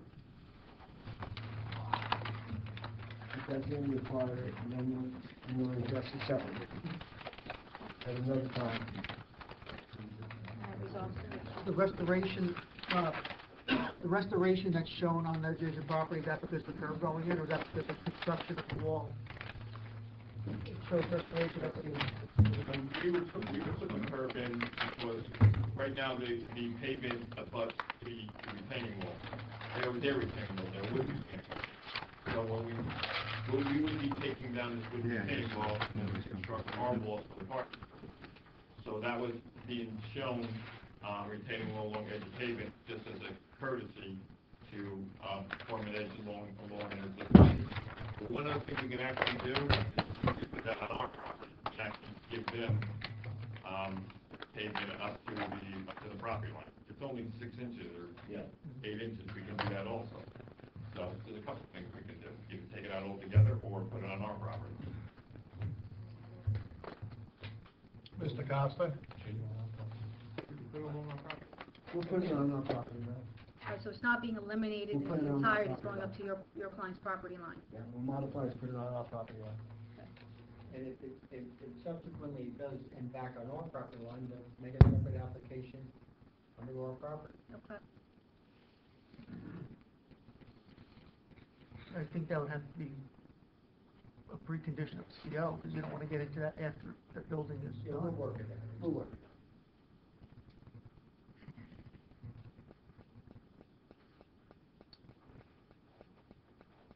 All right, so you're moving it, you're not getting rid of it. Now, we'll move it in 6 inches. Then you can't. The retaining wall's not on. It's on our property. It doesn't go along the rear.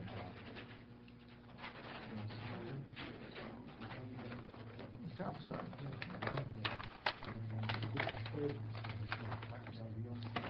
Yeah, I see.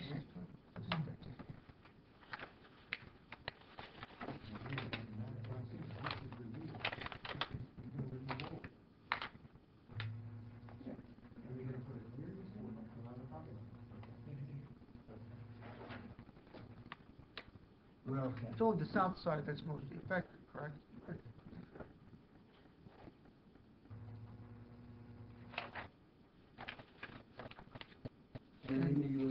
I don't believe you got any, we asked for turning templates and then to see whether our emergency vehicles were able to access the building. That would have to be a condition, obviously. I'm sorry, Mayor? Everything in our We letter. asked about having turning the parking does work better now, but you still need to show turning templates for the different size vehicles and to demonstrate that the site is accessible by our emergency vehicles. However, the fire department would respond to an incident here, so they need to talk to them to see what equipment would be brought here and whether it's accessible. Randy, are you finished on your list? No. I'm just taking some other notes. I'm almost there.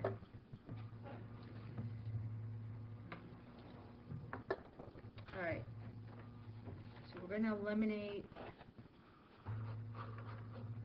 prior condition. Detail for the fencing and the retaining wall are to be provided. Yeah, I have a paperwork letter that you can just attach to it that has all of the outstanding items that are in there, plus the requirement for a developers agreement, performance bonds, even though the performance bonds, I'm not sure really what you do with the performance bonds. What you do is you create an ordinance that basically just recites that section of the MLUL. Right. So, I mean, if this can be part and parcel to If there's any sort of damage to public streets by virtue of this development application during the course of if there's any damage to public streets during the course of construction, it's the applicant's responsibility to repair all damage, including damage to Johnson Avenue. There's going to be damage just by the fact that they're installing infrastructure and probably putting thousands of trucks coming in and out to do this, so there will be damage. Due to the quantity of soil that's being moved. Yes. And then with respect to the route that the truck is going to take, do they have to confer with PD? Yes. Okay. So you have to And coordinate I with think you have to PD? get talk to the county too, because you're talking about Main Street being a county road, So- and the jurisdiction of Grand over here is sort of nebulous. I've seen it different ways, but that little section of Grand is either borough, state, or county, Okay, so depending who you ask. So coordinate with PD and county retrucking of soil. Did you define the limits for restoration, Mr. Costa, on the street, in your letter? I didn't. No, we do not. Do you want to, or do you just want to, we'll leave it up to you to decide? Well, I mean, at this point, I would say the entire front would probably be more than paved, similar to what we're doing with the apartments that we want right now. You're gonna trench for the storm sewer, you're gonna trench for the sanitary, you're gonna have gas connections, I'm sure, water connections, so by the time you're done, the street's gonna be a mess. It's gonna be, what it's gonna be. And you'll monitor the northern part of Johnson also, after truck, curbs, all that. Before any construction takes place, if the board approves it, we'll make sure we take, the video, Pictures, videos. and photos. So you're going to take some before and after shots? Yes. Mr. Costa is to retain authority over the proposed retaining wall. Mr. Corriston, is that Yes. acceptable? Yes. And just, I hate to go back to this Belgian hot so much, but relax, please. I haven't even said anything. And this is for your benefit, all right? So you can apologize to me later.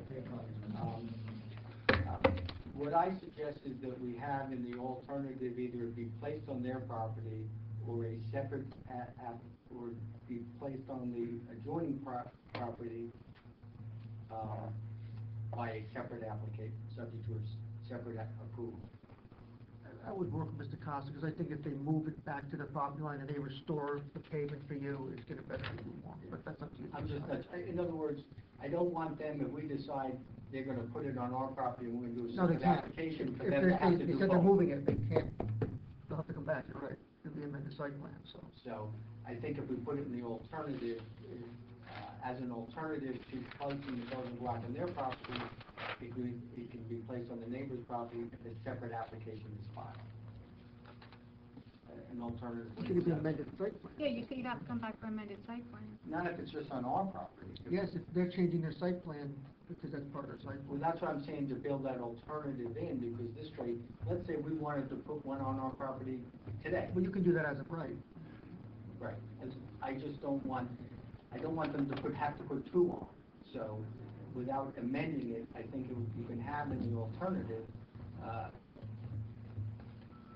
Yeah, why don't you just say we want it on our property? I don't know yet, my client's not here, so I don't know what it's gonna look like. I believe the mayor made a point that he can put it on his property as a matter of right. Just as a practical matter, I might just build it for him as a gift, okay? Leave it the way it is, and it's too confusing. I'm losing. When you say the way it is, you're going to put it on your property, not the way Put it it is on on the my plan, property. you're amending the plan. And you can independently work out I with work it Mr. out with Corriston him whether or not you and can give put it him on the his option, property. the option not to have to provide it. In my choice, you say that at my choice, I can put it on my property. That gives me the proper option not to do it, and I might give him a gift as a matter of right on his property.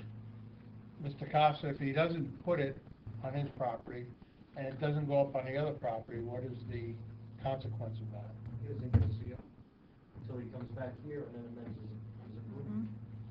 Right now, from my understanding, and let's just clarify the record, you're gonna submit revised plans, removing the curb proposed on the adjacent property, placing that curb on your property. Yes.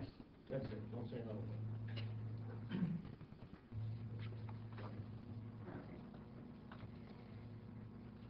The board has previously asked the applicant has agreed that the applicant has to return to the board if the applicant proposes all retail or if any additional relief, or if the parking demand is increased. Will trigger a return to this board. I don't think that's correct. We're retail and office. Second floor of this building is office. Well, here's what I took down on the 7th, and feel free to correct me. The applicant has to return to the board for amended site plan approval if the applicant proposes all retail, or if additional relief is triggered, such as the parking demand is increased. No, the proposal is the first floor is retail. There's a call center on the second floor, but that second floor is. I think what you're saying is that All if retail. you decide to use upstairs as retail, you have to come back. All right, that's a different issue, okay. Is that consistent with what the board Yes. recollects as well? Mhm. Okay. I misunderstood. I believe that the mayor has previously or just indicated that the turning templates are to be provided by the applicant. Say that again. Turning templates, turning radius. For emergency Turning, vehicles. yes. Okay, that has to be provided. And Mayor, I believe that you had indicated that the applicant has to demonstrate that emergency vehicles are able to access the building, including the lower levels. Yes. And a quick question to the engineer while we have you. Do you have any reason to believe at this particular time that the emergency vehicles generally in the Borough of River Edge will not be able to access that property? Well, I don't know what, I can't testify to that, because I'm not sure what vehicles River Edge has, and how they would act. I can't testify to that. Okay. Mr. Costa, as a condition of approval, would you like the sewer to be televised? Yes. And the other, again, this is all in our letter. The existing lateral has to be found and then properly abandoned. Can you do me a favor, Mr. Costa, can I see your letter, because what we can simply do is move. Oh, the existing one is done, like that. Can I just see your letter, because I think just to move this along, what's the easiest thing to do is just to ask, does the applicant We'll agree? just incorporate this here. Mr. DeVito, does the applicant agree to all of the comments, conditions contained in the We board? agree. April 4th, 2018? All right. And I received a 405 today. And you will stipulate that whatever is in this letter you'll abide by, correct? Yes. Mr. Behrens, is there anything in your letter that needs to be addressed? We can certainly just, Mr. DeVito? Yeah, I would attach, I mean, I think they hit on everything. At this point, I don't have any update. All right, does the applicant agree to abide by all comments as addressed by Yes. the planner in his reports? Yes. Okay. You need the original copy? No, I just want to make sure. All right. Mr. Costa, Mr. Behrens, is there anything else you'd like added as a condition of approval?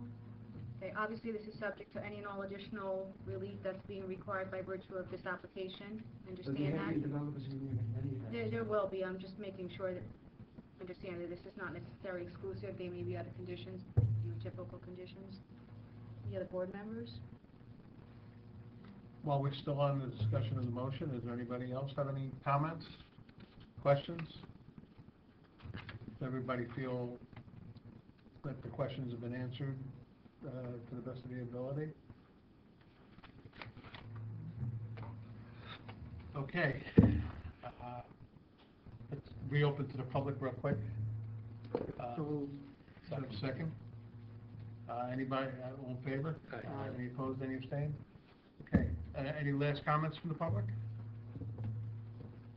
None, hearing none? A motion to close? so moved. Second. All in favor? Aye. Any opposed, any abstained? All right, Okay. Mr. DeVito, you've heard the conditions that have been read. Does the applicant agree to understand the conditions? The applicant agrees.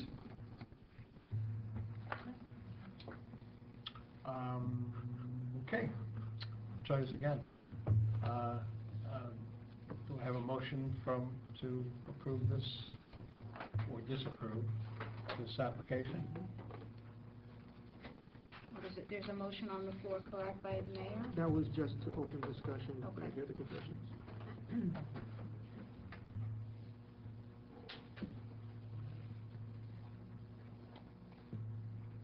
Gentlemen, someone needs to have to move off the center. This is a good application, and I would really like to see the mayor make the motion, because he helped design this building. Well, the issue I have, it's typical catch-22 most boards get into. Is It's a it gonna good be an project. improvement? Yes, it is. Is it the right project? I'm not so sure.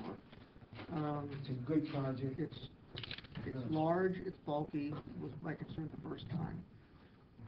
I don't know whether it's consistent with what our development philosophy has been in terms of redevelopment areas. That's where my doubt lies. You helped design a good project. It's going to be a good rateable. It fits in with what's going on over there with the Total Wines.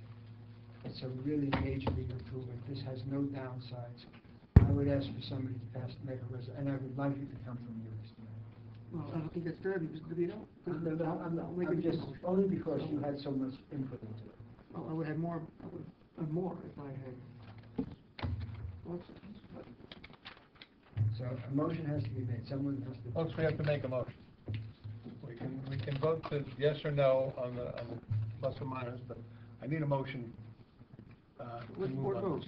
I'll make a motion to approve with all the conditions. I need a second. And I need a second. Dr. Gerwitz. Roll call, please. Seconded by Dr. Gurwitz. Righty. Dr. Gurwitz? No. Mr. Grasso? No. Mayor Mignon? Yes? Mr. Kaplan? Yes. Chair Killian? Yes. That was close, gentlemen. I'm surprised that it was that close. Mr. Mayor, thank you. Mr. Killian, thank you. I think what this shows us, Mr. Barron, is that we need to revamp a lot of our ordinances.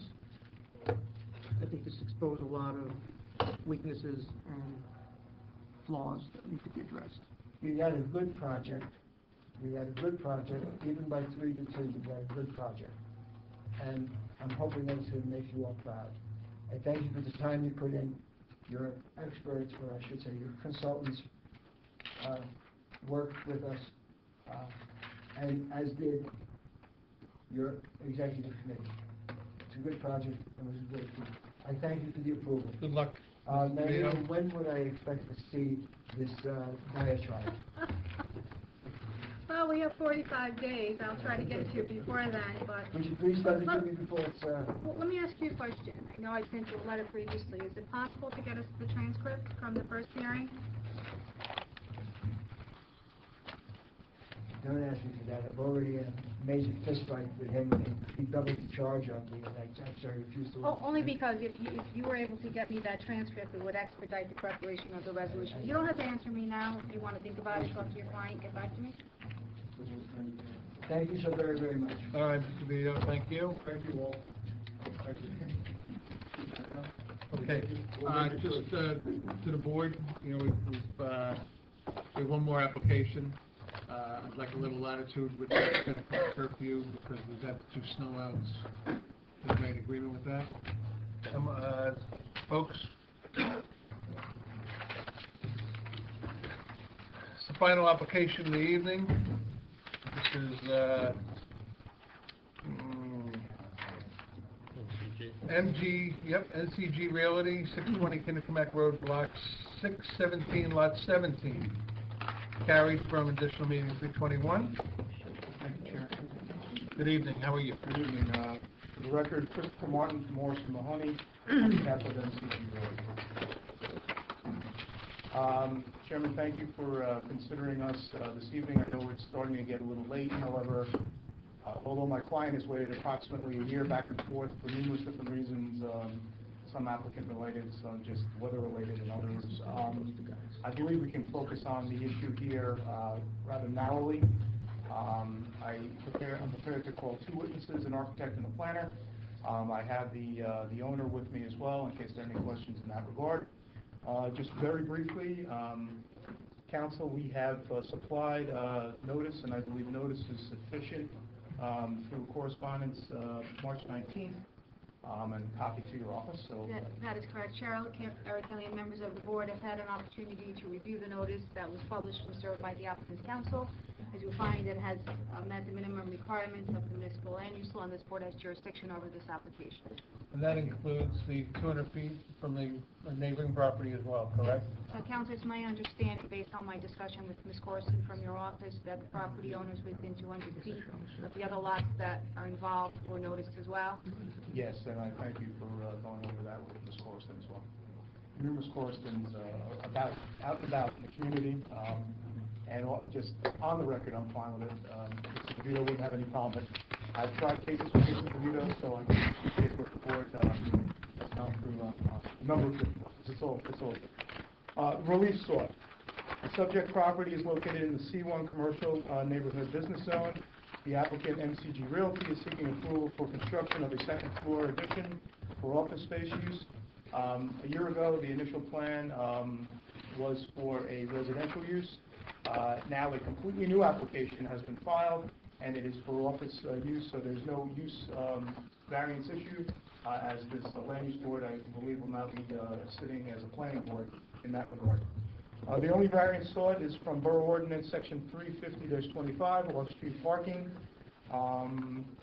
Current?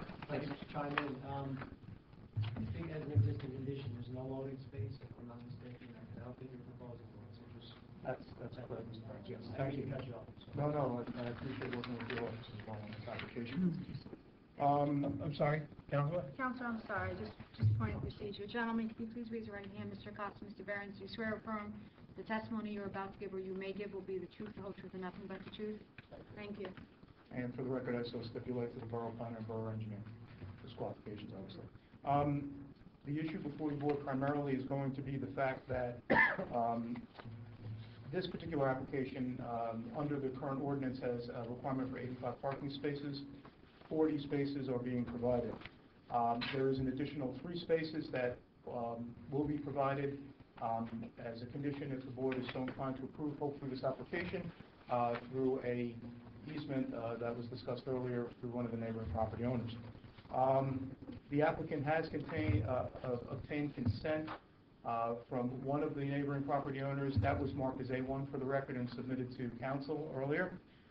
There's verbal consent on the others. I understand that needs to be locked down as to a particular easement from one or more of those as the board deems fit after the testimony and evidence are presented. Finally, before we get started with Mr. Laurie, who will be brief as our architect, I have a copy of a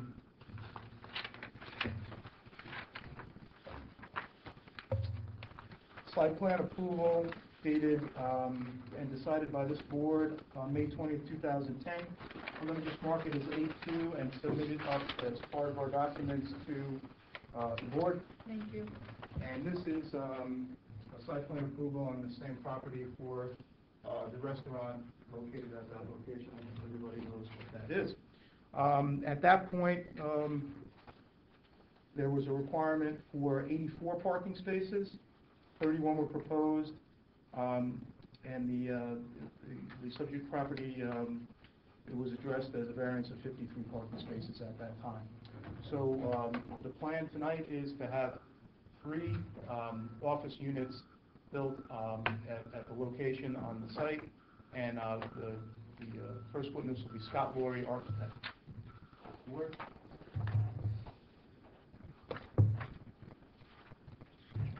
Laurie, do you swear or affirm the testimony you're about to give will be the truth, the whole truth, and nothing but the truth? Yes.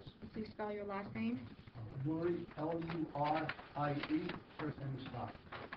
And what is your business address, Mr. Laurie? 645 Lotus Avenue, Oradell, New Jersey. Thank you. Mr. Laurie, you're a professional architect, Yes, I am. and you're licensed in numerous states, including New Jersey. That is correct. And your license is in good standing, obviously? Yes, it is.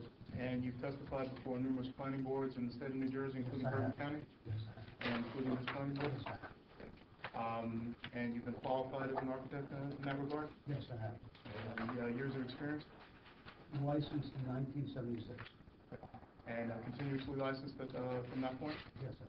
And you've kept up with all continuing requirements from architecture standpoint in terms of continuing education? Yes, I have.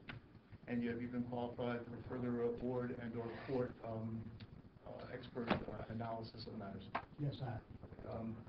board, I submit Mr. Laurie as a professional architect. He's been here before.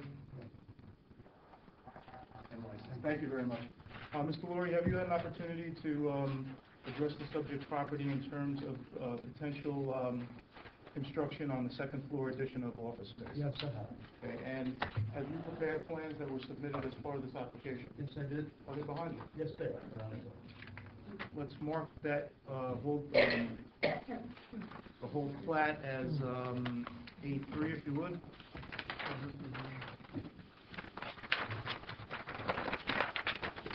And just during the course of your testimony, if you can refer to whatever sheet of A3, that would be helpful. And can you explain to the board what your design is for the proposed office space?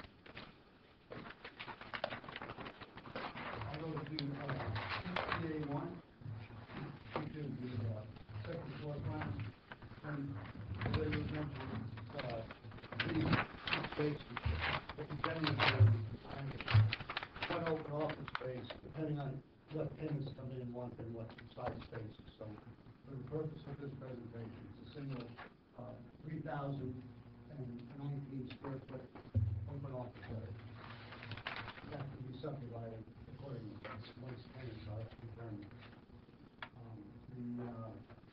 It's above what is Sanducci's restaurant. We built over it. And it is, I'm going to go to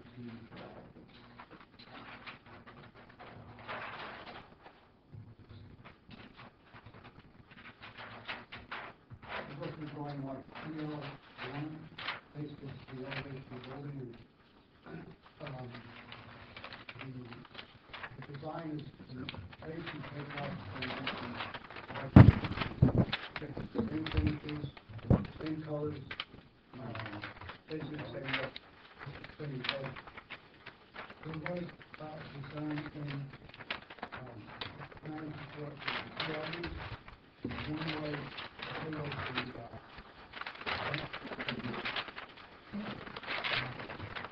evacuation from the hood on the first floor. So, Sir, can you speak up just a little bit, please? What's that? Can you speak up just a I'm little? sorry, I'm a little. So I'd like to just show another drawing that you don't have. We did this after the comments, as we prepared for the last snowstorm. Mr. Laurie, just to be accurate, it's the comments of the borough engineer, correct? Yes. And so, should I mark this A4, please? And the borough engineer raised some issues that you wanted to discuss. Yeah, it's just that mostly it involves the vent, which you can now see, I think I'll walk it around. But you see the vent is below the parapet level. And we did that by cutting the parapet out in the back corner. Sort of vent this down below the parapet level. It meets all code requirements.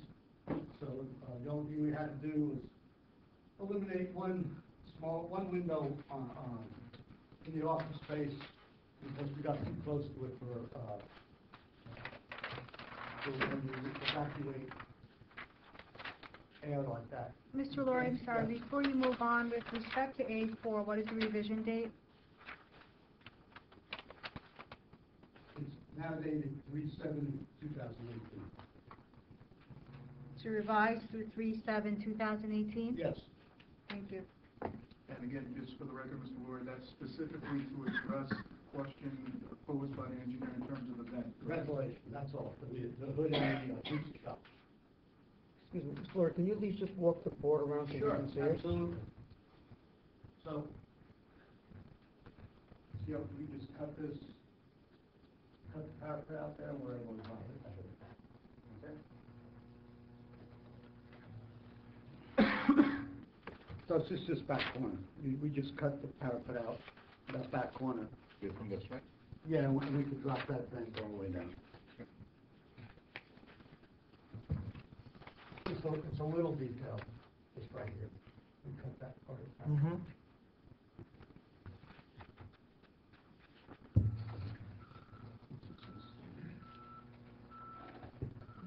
Okay? So, we just keep that all the way across.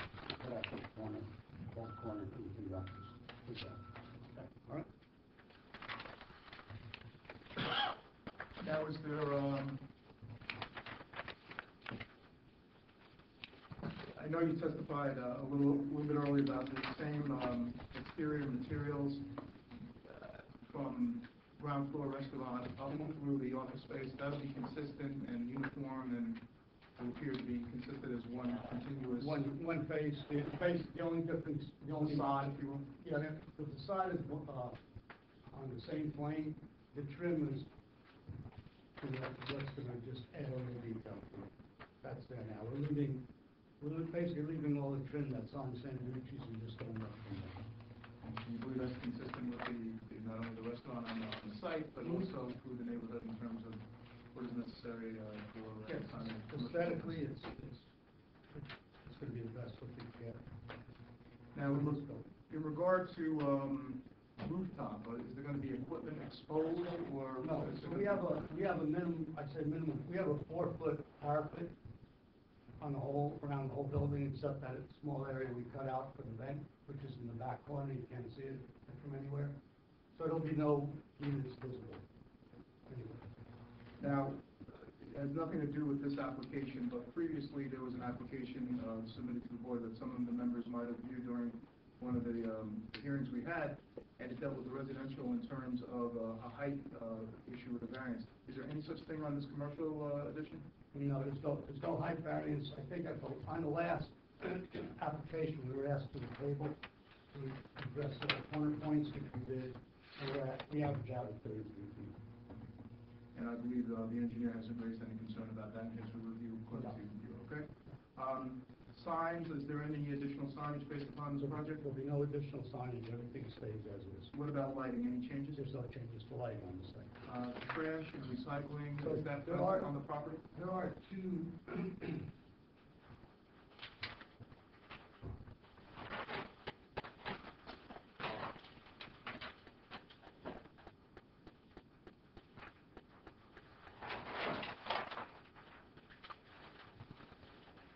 So there are existing, I'm on SB1. In the upper left corner of the left corner, it says front enclosure. There are currently 2 dumpsters in the stream enclosure right now, and we haven't changed that. That's stabilized. Thank you. And based upon your understanding of this site overall, not just these additional commercial units, will that be sufficient trash receptacles for the entire site? Yes. Now, turning from the 3 commercial units, and you have the dimensions for the units themselves? Well, no, the units, again, for some reason, it's under the system, so that we divided into 3. All right, so it's 3,000 square feet, so in total. So it could remain as 3,000 as one, It or could go it could be 2,000, 1,000, it could go, 3 at 14 and change, so it could be under there. Or it could be a type 1 base studio and take the whole. Absolutely. Now, in regard to the first floor, are you familiar with the first floor of the site? If I go to, 3A1.1, if you can run back, based on comments, we measure the whole, existing, not the photo part, the piece, and we have all the square footage listed on the rest of the space and the square footage for the school. Just so the board knows, because obviously it's the application will repeat for them, is there going to be any change to the Napa store in terms of square footage? No, this is existing space, nothing major. Is there going to be any change in terms of the school? No, none at all. That was, Well, the only change, no square footage change at this time. and We're just doing, in order to get access to the new space, we have to take out a bathroom, so we're giving them a new bathroom in the space. And that's no change in square footage. no change in footprint, nothing like that? No. Now, in regard to the restaurant, any change of the footprint of the restaurant? No other entity is getting any more square footage. And there's also, would it the area of the restaurant, there's a pizzeria, correct? Yes, so it stays So- as is. And is there any seating there? Do you know? No seating in that space. Now, are you familiar with the parking on the site? Yes, I am. And how did you first come to review the parking? Well, what I do is I had, months ago, I had 2 employees go out, photograph and measure the site and count off spaces located there. Under your direction? Under my direction. And are you familiar with the site personally? Yes, then I subsequently went out, and I've been at that site a number of times myself, using a restaurant, going in Napa, I did some work for the school, so I'm very familiar with the site. We verified the parking at least at the minimum 2 times, probably 3. And did you have an opportunity to review any kind of documentation from Ken Jove Engineering? Yes, I did. I do have that. I did review it, and the difference is, so going back to SB1, which is, our park, we just did field measured parking. We used Ken Jove's needs and bounds as a site survey and building location. And just for the record, Mr. Jove was what in terms of? He was a site engineer who did work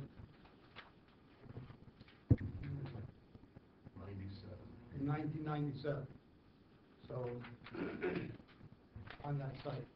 So,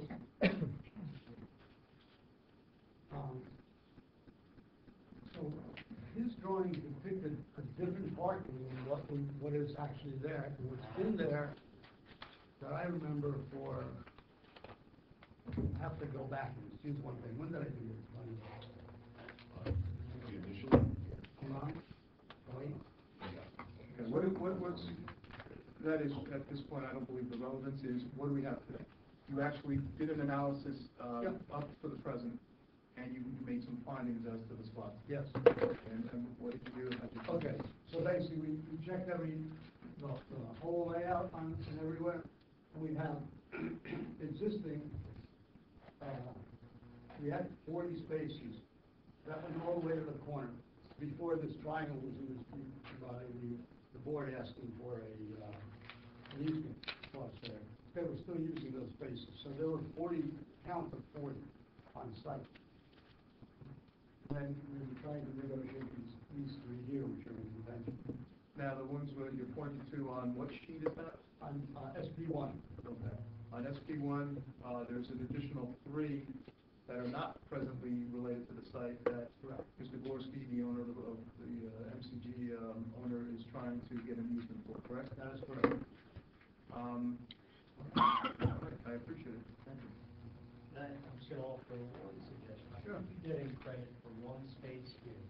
Good question. I know that there's some informal parking going on. There's 3 informal spaces. I'm wondering if you could squeeze a few more in. I don't think, so what they're using that for essentially is what I would call compact, very compact cars. That, I believe they're from St. Lucy's is my best guess. The state park, 3 vehicles, small Jeeps, things like that. I did not show them the spaces because they would fit, and if there was, well, the space here is 32 feet. If I took 18 off and 16 to bypass, my backup space would be less than a small car, you would find. In reality, I know engineering standards are not, in reality, they're doing it now. You're doing it. They're doing it now. I mean, we were talking about showing it. I was asked by my client to do it, and I said, if I show them, I don't know if it's going to be accepted as a space. So that's something that the board could consider. If you use these, I'm on looking at the drawing, I'm on the left side of the building where it's number 36, which will grade. That area, they actually park 3 cars there. Lord, in terms of circulation, you want safety on the site, correct? Mm-hmm.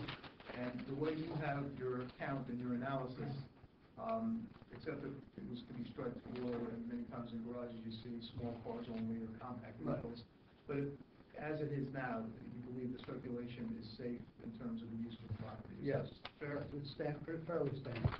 And that's a concern of yours to see if you can safely and credibly put in spots in certain areas? That's correct. No further questions of this witness at this time.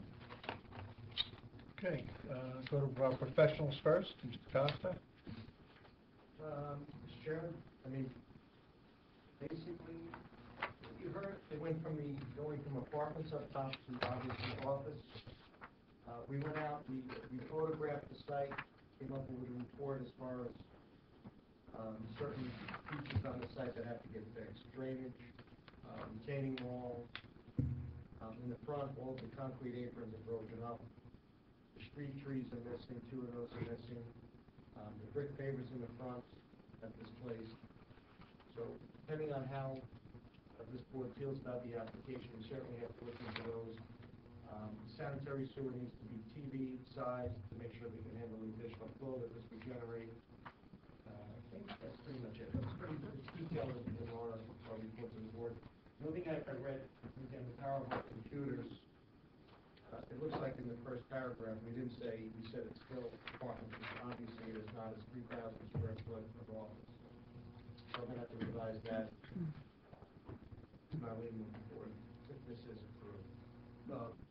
Mr. Chair, through the board, through the chair, the applicant stipulated with the amendment that verbally that Mr. Costa just set forth on the record to comply with the report of the preliminary if this is so. And Mr. Costa, just board one, I just want to make sure that the record set so we know what we have to comply with it. It's actually in the letter. On May 7, 2018, the sewer, you heard about, there's no changes. May 7, 2017? March 7, Oh, March, not May, got it. Sorry. Sewer,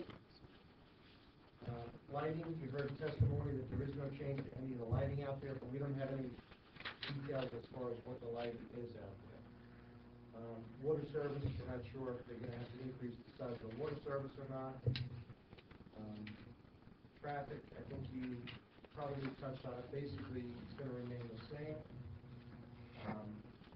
Grading, there's going to be no site improvements whatsoever, other than you heard some testimony on garbage. I'm not sure if that area is large enough to support the additional square footage of whatever you're going to put in there, because we don't know exactly what that's going to be. Everything would have to be striped with ADA accessible. If they redo some of the parking spaces, a lot of the spaces you can't even tell where the lines are because they're worn out. Obviously, you heard earlier, as far as the parking spaces, I'm not sure which agreements we have in place or don't have in place. Obviously, you're going to need that. Certain backup distances to 19 up to 29, we need to show that to make sure it works. Streetscape, again, the streetscape in the front is dated and has to be obviously fixed because a lot of it is moved and is broken up. Retaining wall, as I said earlier, I think it's the northerly end of the property, is failing. Inlet in the parking lot is a pothole, it looks like that's failing adjacent to the inlet. I'm not sure if the inlet block itself is displaced. And again, we took photos and attached that to the report.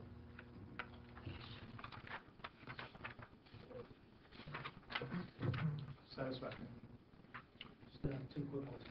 One, you may have touched on it, I'm sorry if I missed it. Is there any rooftop equipment that needs screening other than the vent? Well, there will be rooftop units, that's why we have a 4-foot parapet around the whole sufficient. Okay, and there's not a floor plan for the Sanducci's level, which as long as there's no changes, I don't think we need. No, I know, can confirm that the number of seating won't change. It's 114 is the last improvement in terms of number of seats. Can you confirm that it will not increase from the 114? Nothing more than we thank you. So, just to reiterate a few points that were discussed, I mean, it does boil down to, does the shared parking arrangement work? As was mentioned, the board not this board, but prior board had granted relief for 84 spaces when 31 were provided. In this case, the need is 85 versus 43 being provided. The additional square footage they're trying to create basically increases the demand of 12 spaces. So the question is, can the site absorb that demand? Seems to be the case. And so they're proposing a shared parking arrangement. They have a traffic expert's report. So I would just ask that somebody, whoever it may be from your team, just maybe explain the shared parking arrangement, and help show the board why it works. We have a plan to do that. Okay. Okay, we'll start on the right side. Mayor?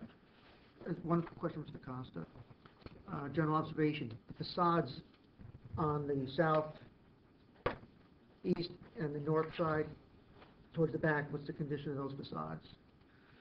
Of the building, do they need to be painted, are they adequate? I think, again. Well, he said, oh, we're talking about the front part, but I'm wondering about wrapping around the whole building.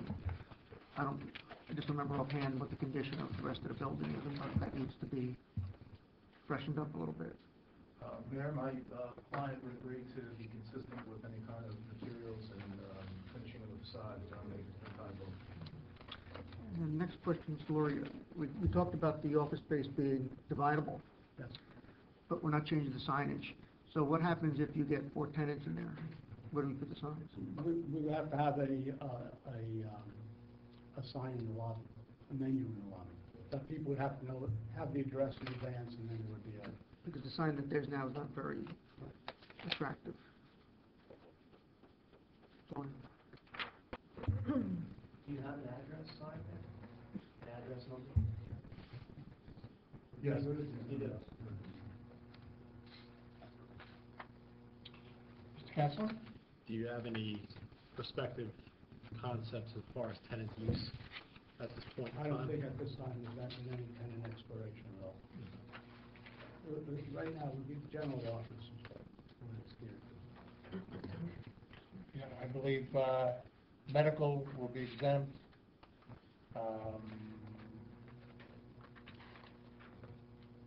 One of them, but at least medical will be exempt because of our ordinance, correct? Mm-hmm. Doc? Doctor's not going to matter. Get some good food down there. There's no plumbing, there's not enough services. Gentlemen?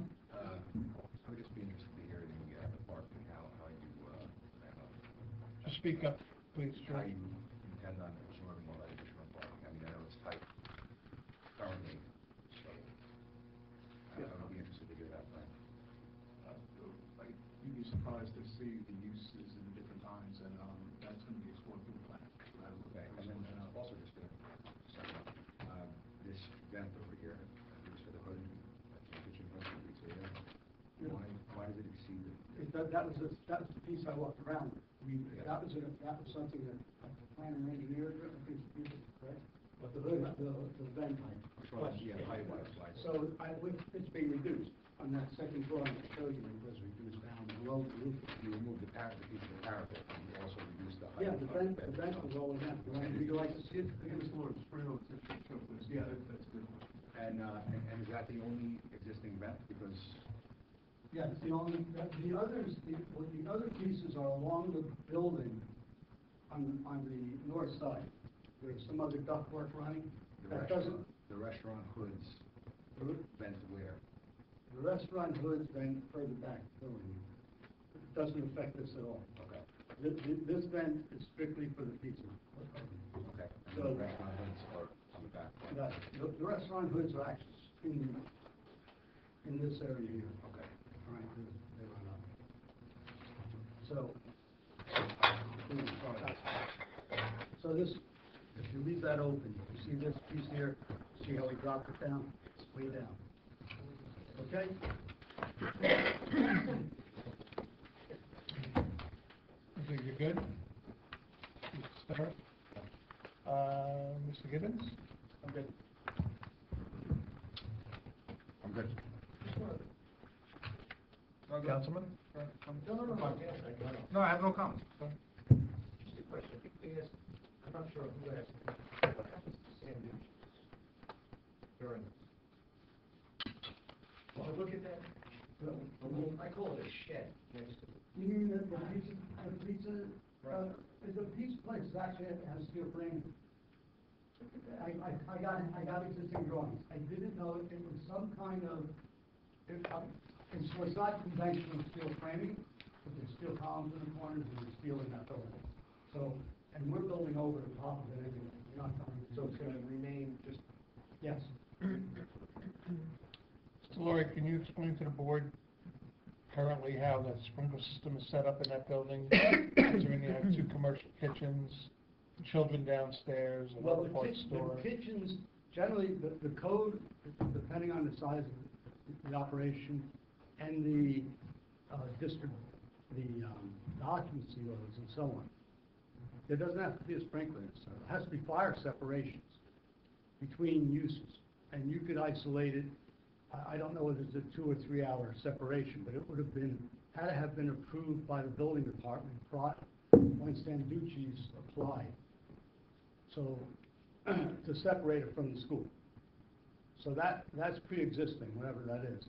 The only sprinkler you would need would be over an open flame appliance, which is built into the hoods as an ANSEL system in that space.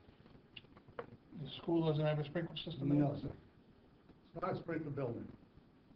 And this part would be fire separated from Sanducci's because there's concrete keys on the roof, so that'll give us whether it's a 2 or 3 hour separation.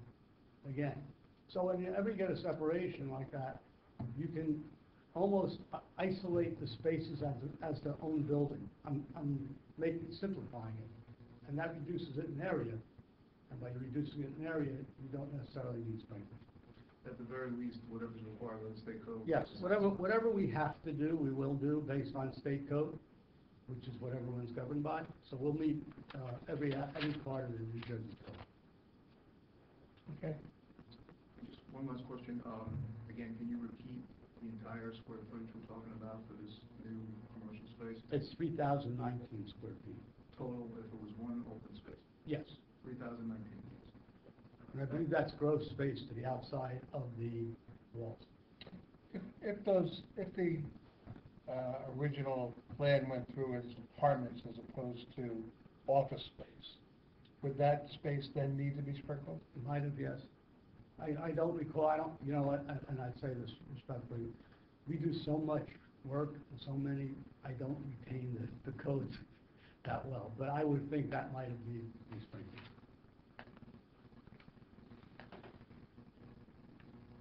Okay, at this point I want to open to the public. Is there a motion? Second? Second. All in favor? Any opposed, any abstain? All right, just for this witness, anybody from the public wish to ask him any questions? Well, you wouldn't necessarily be the public. I just want to make a statement in regards to this. You'll get your opportunity. See nobody else, motion to close? So, Second? All in favor? Any opposed, any abstain? Okay. Thank you. Thank Mr. Lloyd. you. Thank you, Mr. Chair. Before we call our planner, I believe the applicant would like to speak. Mr. Gorski? yes. Come on up.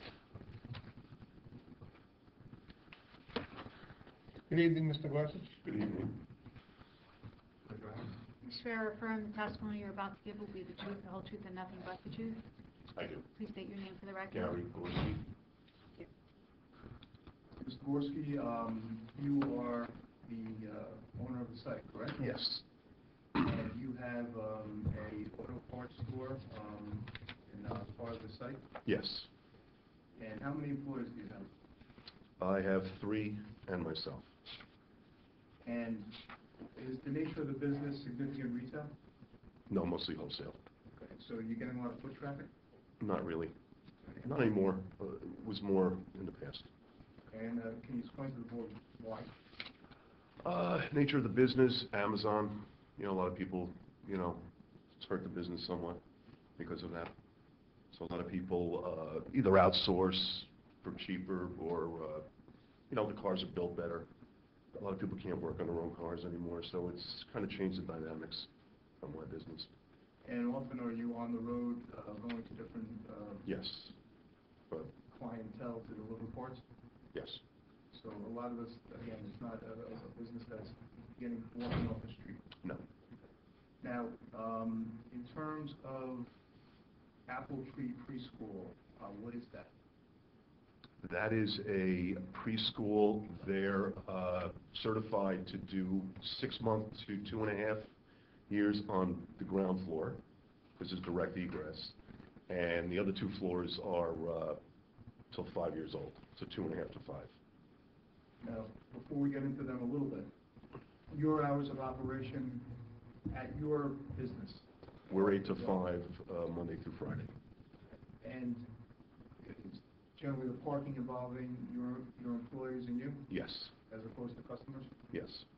Now, what's the hours of operation for Apple Tree? They are, I would believe, 6 a.m. to 6 p.m. Now, do you get a lot of parking with that? Just the teachers. Okay.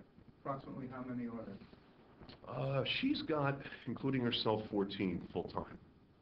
And, Now, have you, this is your tenant, right? yes. You have a relationship with the tenant that you see her? Yeah, every day. Or every day? Does she have employees? Well, like I said, there's 14 people total. And do you have any idea how they get to work? She told me that half of them take bus and half of them drive. So the parking would be approximately 6 or 7 parking spots? 7, mm-hmm. Is that based upon your observation as well? Yes. Now, obviously the kids don't drive, correct? Right, they get dropped off. The parents, do they have any kind of long-term parking? No. In fact, do they park at all sometimes, or are they brought out? The only time that'll happen if they have a party, like at Christmas time or the end of the school year. And then keep in mind also the summers, they have limited. They're not the same staff because the summers are less, students. So they do actually close for the summer. But they do have summer programs. Now, turning your attention to the restaurant. Mm-hmm. Approximately, that's your tenant as well, correct? Yes. And approximately how many employees are you familiar with there? He told me they have 11 just on the weekdays, and they have 18 on the weekends. Now, on the weekdays, do you know how many take mass transportation? He told me about 6 take the bus, and about half again. And in regard to the weekends? Half. So that would be 9, I would say, with 18 full employees. And the board, the hours for the restaurant, to your understanding, at least in the lease? They are, I believe, noon to 10. On a busy night, maybe 11. We do have a lunch buffet and the weekends they don't have a buffet, and they're 7 days a week. Now, during the weekdays, they'll have a lunch and then they'll have a dinner later? Correct. And the school goes early in the morning to... 6 at night. 6 at night. Mm-hmm. And earlier than that, do they start dismissing the students? There are some that leave at 4, so she has different programs, different schedules. Have you had a problem with parking in that area in terms of both the school and the Sanducci? No. Is your business open on the weekends? No. Is the school open on the weekends? No. Sanducci's main part of the business is the weekends? He's the only thing that's there. And is that their more heavy volume in the Yeah, weekends? Friday and Saturday nights would be the biggest nights. Now, you testified that you had a comment about Mr. Laurie and his presentation. What was that? Well, the building is sprinkled in the basement and in the whole restaurant also. So, excuse me? They have the Ansel system in the kitchen, which I believe has to get inspected on a monthly or maybe twice every other month. And the restaurant itself is sprinkled, and the basement where the daycare has a gym is sprinkled. I did have the pipes to the street increased if I ever did want to sprinkle more of the building. So we had to add a larger pipe to the street to accommodate the restaurant, but it also will accommodate the rest of the building if I ever have to do that. and you had the opportunity to review Mr. Costa's report as to his analysis of Yes. this matter, correct? Yes. And you agree that you'll stipulate to Yeah. following his Yes, sir. recommendations? I know kind of that the two trees, there was an accident in front of the store last summer. The guy took out the two trees, so they were never put back. So, So you'll address that in yeah, the I'll do that, analysis, right. yes? Mhm. Now, Hannah Realty, what's that?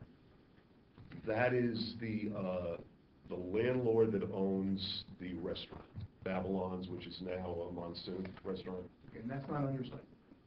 No. Okay, that's down, and that's... That's close at the by. southern end of the property. Okay, and you were aware that I gave the chair and the board attorney on behalf of the board the agreement that he will enter into an easement with you for parking, Yes, correct? yes. And you're pursuing the other two Yes. individuals as needed if required by the board, correct? Yes. Mhm.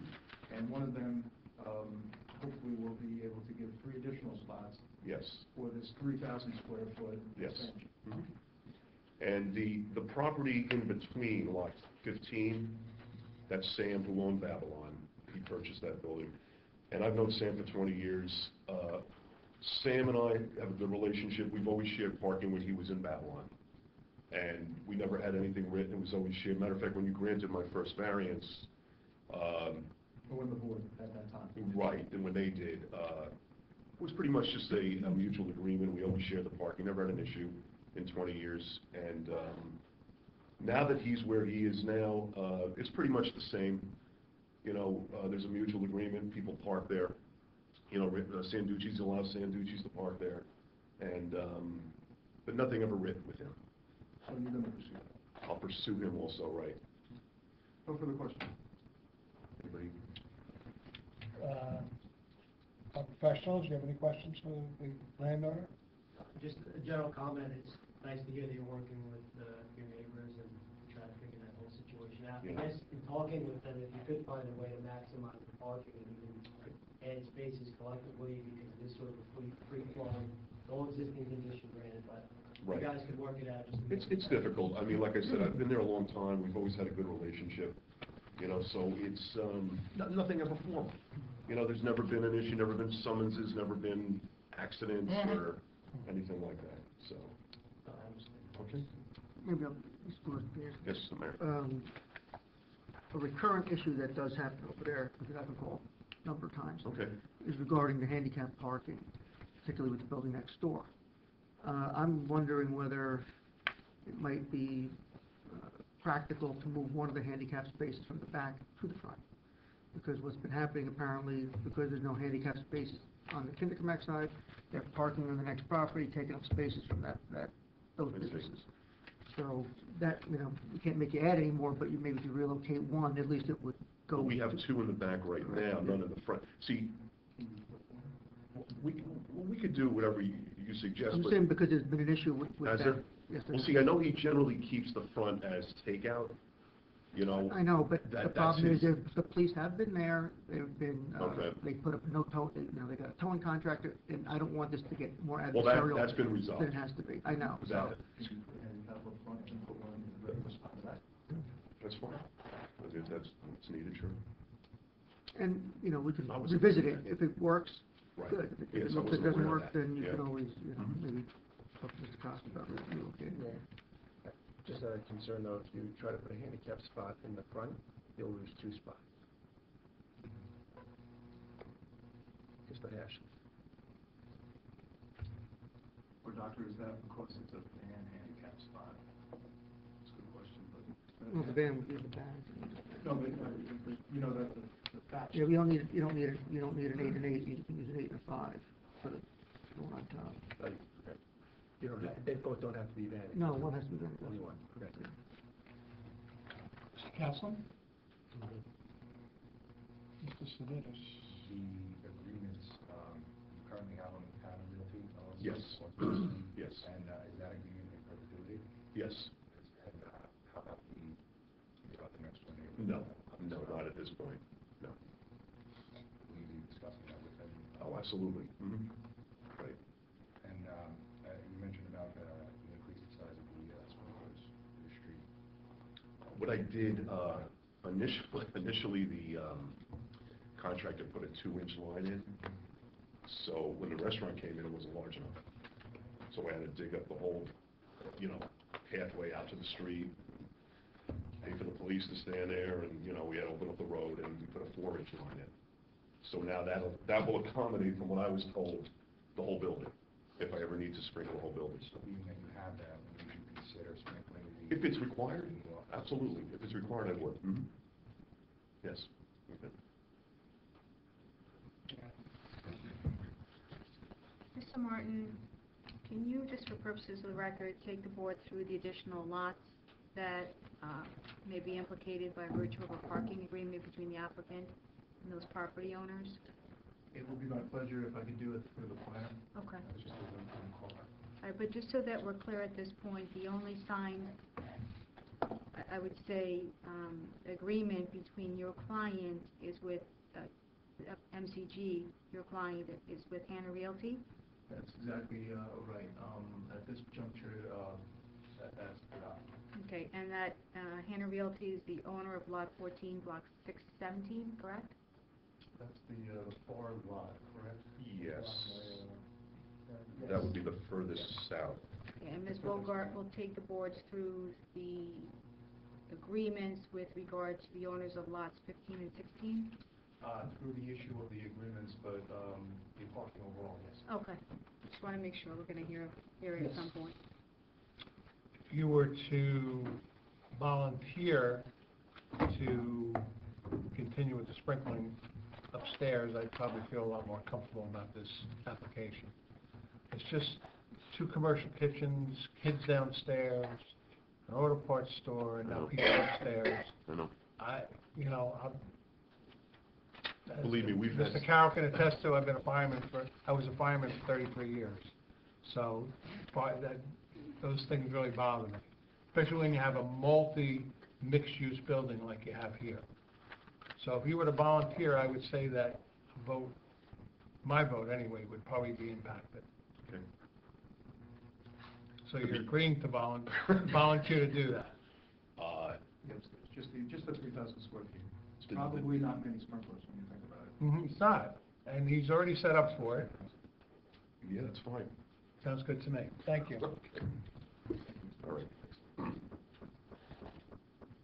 Subject to any further questions in rebuttal, moving along, call our planner, Brigitte Bogart. Pleasure to see you again, Ms. Bogart.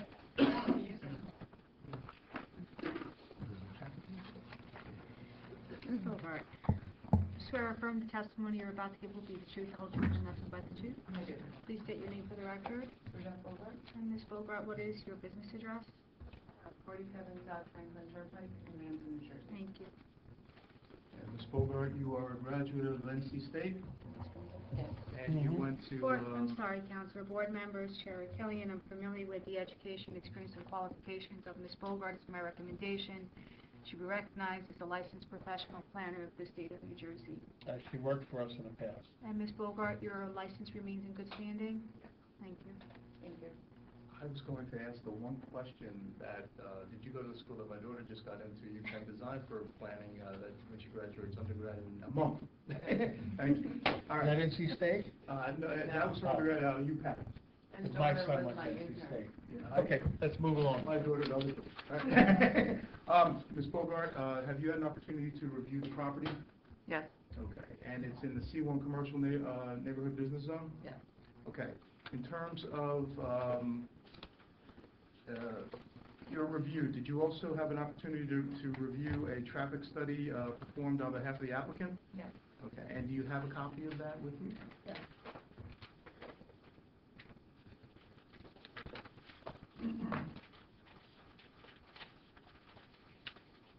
That's it. Thank you.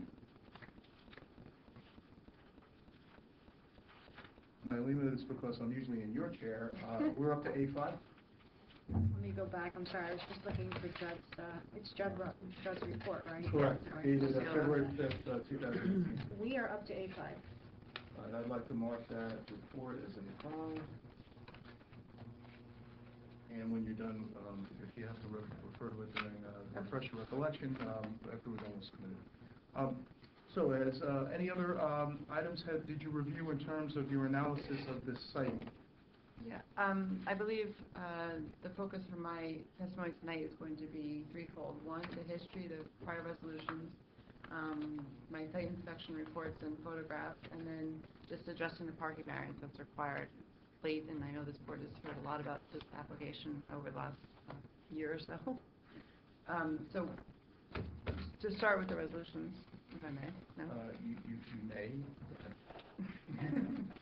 As your planner had indicated, in 2010, the borough approved a parking variance, a 53-space parking variance. 84 spaces were required at that point in time, and 31 were proposed. Today, what we're proposing is a 42 parking space variance, which is 11 spaces greater than what was originally approved. And that 11 space difference is because we picked up 8 spaces in the rear, getting the parking easement that was discussed by the board.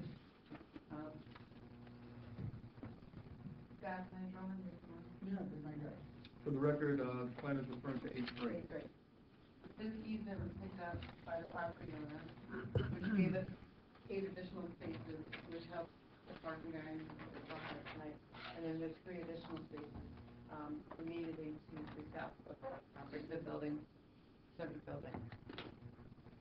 So from that perspective, the parking variance is actually less than what was originally granted. So that being said, I looked at Mr. Osceola's report and tried to get an idea of his parking counts and what was actually occurring on site. From that perspective, I went to the site 5 times since December 2017 to as most recently today, and I have photographic evidence that basically is consistent with Mr. Osceola's report, indicating that there's between 20 to 25 spaces available on site anytime during the day.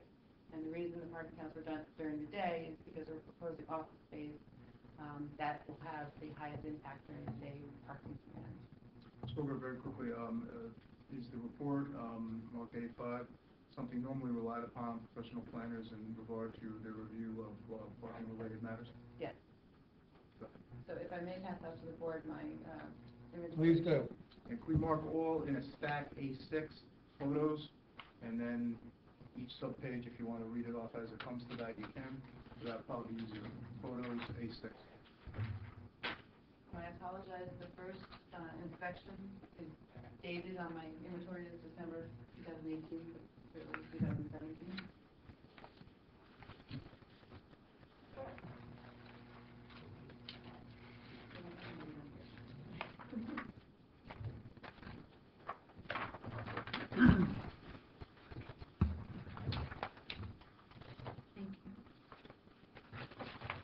Thank you, Mr. Gilbert.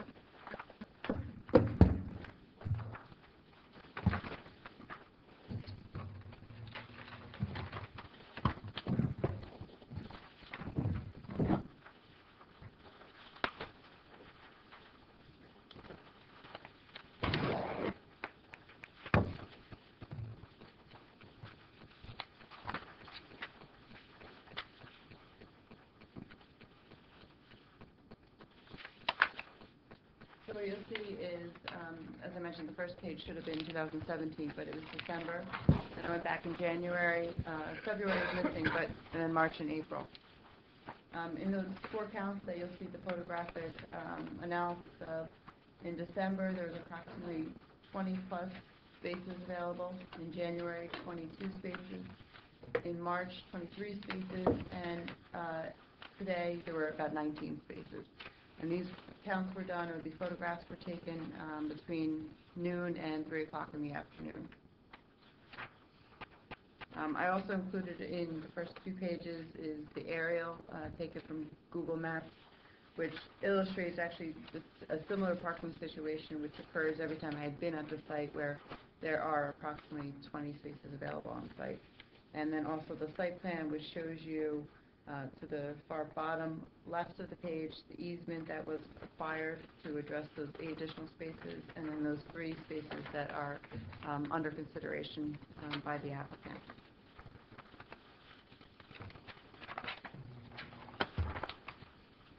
So the the first two parts of my testimony basically illustrates that we're looking for less of a parking variance that was previously granted. Looking at the traffic engineer's report, I basically personally confirmed that I agree with his numbers based upon last five months of site inspection. And then lastly, I just want to address the parking variance that is required and the statutory criteria necessary. So what we're looking to do is to have this board grant us the parking variance necessary, which is a C2 variance. We must prove that the first positive criteria, that the benefits outweigh any detriments, and then address the negative criteria. For the positive criteria, the courts have shown that the benefits coincide with promoting the purposes of the municipal land use law. And I believe that this parking variance promotes three purposes of the municipal land use law, and that's consistent with your local master plan, which I'll get into in 1 second. One, purpose E, to promote and establish appropriate population densities and concentrations that contribute to the well-being of the neighborhood. I think this site is the ideal situation for a shared parking agreement, and you'll see that based upon existing conditions that it's not an overtaxed site. It appropriately shares parking with the adjacent property owners, and it is consistent with your commercial C1 district regulations. I believe it furthers purpose G, to provide sufficient space in appropriate locations for a variety of uses. This is an appropriate location as it has been zoned for commercial and these permitted uses for a number of years, and we are not looking for any other variances. And lastly, purpose I, to promote desirable visual environment through creative development techniques and good civic design. We're improving the building, we're improving the facade, we're allowed two-story building, we're consistent with the building height requirements. We are, as you heard from the applicant today, we are agreeing to do all the site improvements necessary that are requested by your professionals. So that from all those perspectives, I believe we further purpose I. Streetscape as well, I believe, to be consistent. Yes. But most importantly, I always like to go back and look at the benefits from a local planning perspective and what your master plan goals are. And from 1996, 2003, and 2009, the reexamination reports all have similar goals for the commercial areas. It talks about upgrading the commercial districts, providing a complete range of office, retail, and ancillary developments, which is what we're trying to do here on a site that can accommodate exactly what we're proposing based upon the site inspections and the traffic engineer's report. The master plan talks about concentrating future commercial development in existing commercial areas, and again, that's exactly what we're doing here. And those goals are again repeated throughout the decades within your local planning documents. So from those perspectives, I think that all the benefits that we're proposing, the site upgrades, the building upgrades, the more efficient use of the land, furthering the master plan goals, all those benefits outweigh any detriments associated with that. And I don't believe there are any detriments given the fact that the site can accommodate the existing parking demand. Lastly, our burden of proof is to adjust the negative criteria. One, we must prove that there's no substantial detriment to the public good, and also there's no substantial detriment, impairment to your zone plan. I don't believe there's any substantial detriment to the public good based upon the traffic engineer's reports and my site inspection. And again, I don't believe there's any impairment to your zone plan based upon my review of your master plan goals and objectives for this district, for all the reasons I stated earlier. So from all those perspectives and from my site inspections and my personal review and analysis, I believe that this board has a right to grant the parking variances that we are requesting. All those opinions are to reasonable degree of professional planner probability, correct? Yes. In terms of the board attorney's question, I believe you addressed the agreement with Hannah Realty in terms of the additional spots. You addressed the hopeful agreement that we're pursuing in terms of the 3 spots for the other lot. There is a little triangle in the middle. You could just discuss that, because that, I believe, could be a red herring in this application. So for the 8 spaces towards the southern portion of the lot, that's in agreement with lot 14, and I believe that was your question. The 3 spaces located immediately adjacent to our site or to the building is lot 16, and the middle lot is lot 15, and that is the agreement we don't currently have in place. I don't believe it's necessary for this site to work. It's worked previously and still works currently without an agreement there. You'll see that you may be able to see clearly on the aerial that was submitted, but just this little space in here, and it's approximately 50 feet in length, just to access approximately 16 to 19. And you already have 26 feet in depth, so you have 14. So it's a small portion there. Thank you. That it? I believe that is it. Thank you, Chair. Mr. Costa? Anything? I mean, I think the plan said, basically, the whole application is booked, whether or not the board feels the shared parking with an office. The times don't peak at all at the same moments in time. Does it work? If you get the parking agreements from the neighbors, it's obviously more than what's in place today. I think that's what the planner. As far as all of the other comments, obviously the parking lot needs some help, whether or not this gets approved or not, that might happen anyway. Some of the concrete work at the front there needs to get fixed. So there's other improvements on the parking that need to get fixed, whether it's approved or not. Mr. Barrett? Pretty much reiterate Mr. Costa's point that, it boils down to increased demand for spaces and whether or not the site can absorb it. The shared arrangement being proposed, and, comes down to the justification that the peak times of different uses are staggered. Whether or not the board has enough information to make that determination. Councilman Domingo? What will the occupancy be for this second floor addition, maximum occupancy? Occupancy for building code is different than zoning code. All right, enlighten me, I'm new at this. Okay, so if we're just right now looking at the zoning requirements for parking, Okay. and that new space would require 12 new parking spaces. Okay. And through these easements and the negotiations, we are providing 11 new spaces. So we're actually looking for an additional variance of 1 space. Yeah, I guess my question is, I heard somebody say earlier, maybe it's a Taekwondo studio and it's just one space with 3,000 people.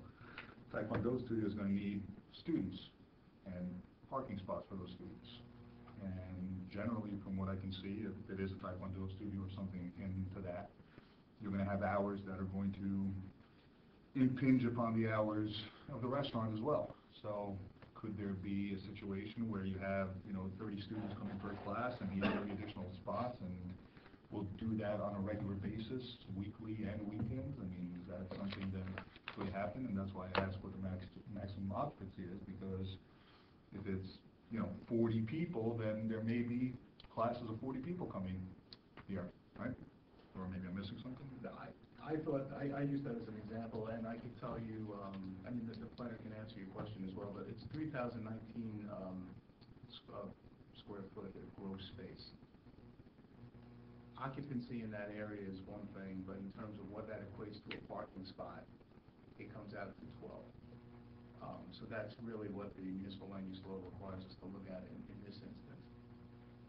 I don't think it's going to happen. However, if the little kids could come up and do the studio, that would be great. I don't think it's going to be a studio there. I don't think it's going to be one large. I think it's probably going to be divided up, whatever there's a lot of building code. But the question is it 8, 3 equals 11? It needs 12. Are we looking at really in practicality one space? And that was my Not only that, if you look at the hours of operation, you have the school that's 7 to 6 or 6 to 6 in the morning. You have Sanducci's that's 5 to 10 at night. You have the pizza place, which is 10 to 12, and then you have the auto parts store, which is 8 to 5. So even if you had a new use that was coming in a little bit later and competing with Sanducci's, you have Napa's that's closed at that point in time, and the pizza place that's closing. So this is a very appropriate situation to consider shared parking, where one use is closing when another one is open. So there's opportunity here for a variety of hours of operation. Mr. Grasso? No, I don't have any comment. Quiet. Mayor? Yes, Wilbur, do you remember what day of the week you took these pictures of? The dates are on top No, of the this. days, not Oh. the day of the week.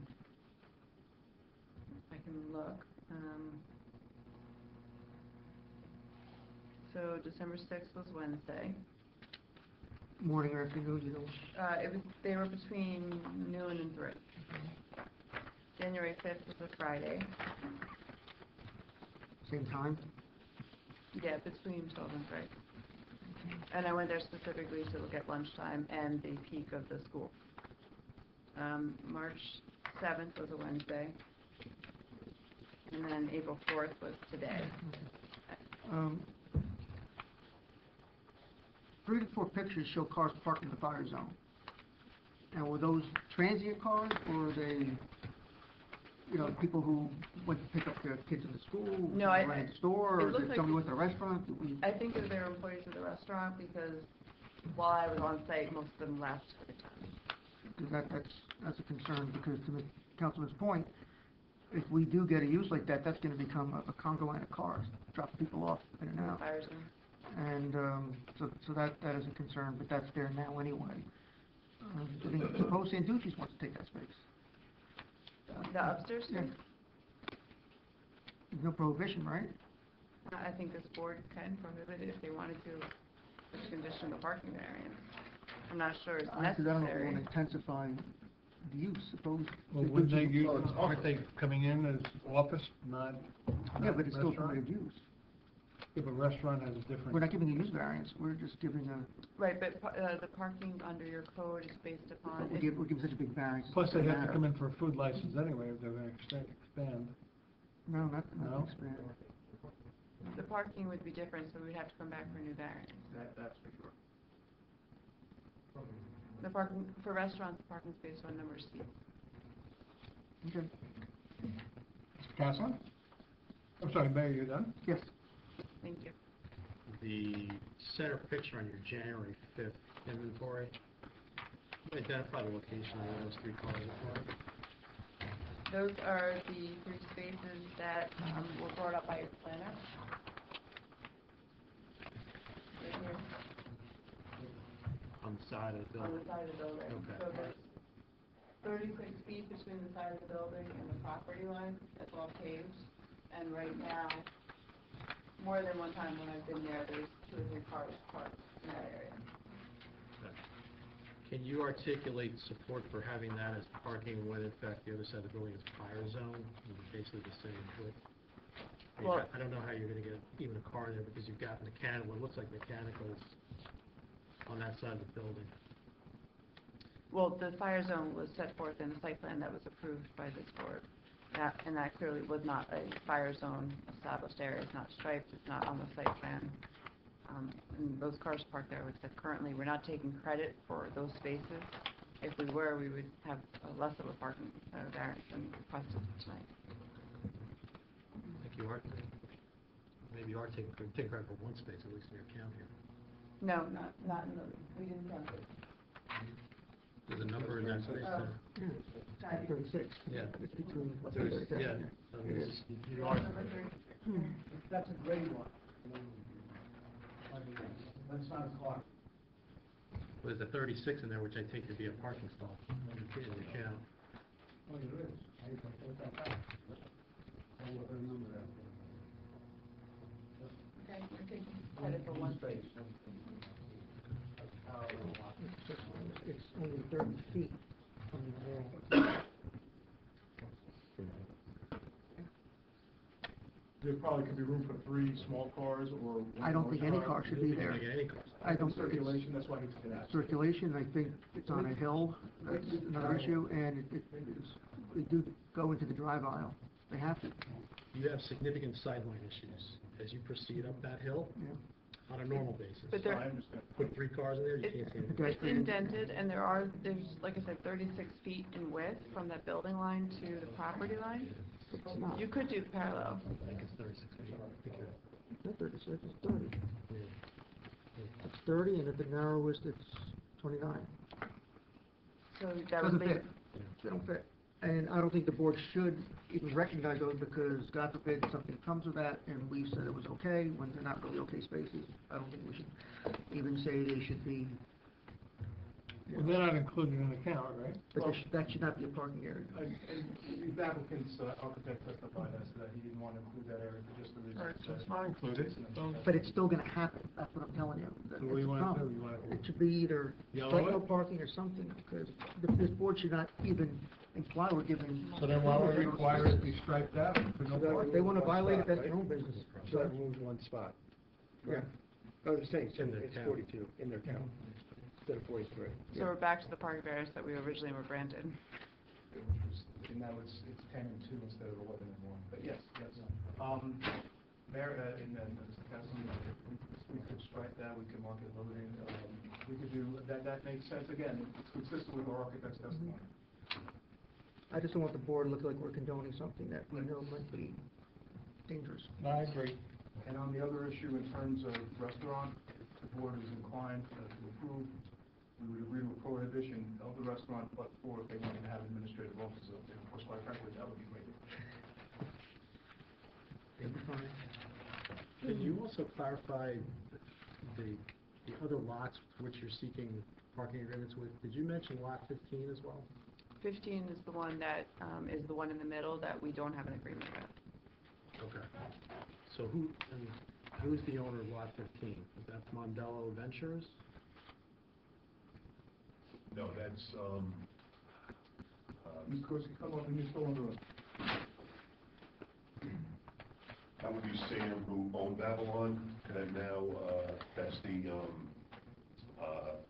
it's like a jewelry store, like a little shop. Yeah, I think the bowling, is it the bowling? The bowling used to be there.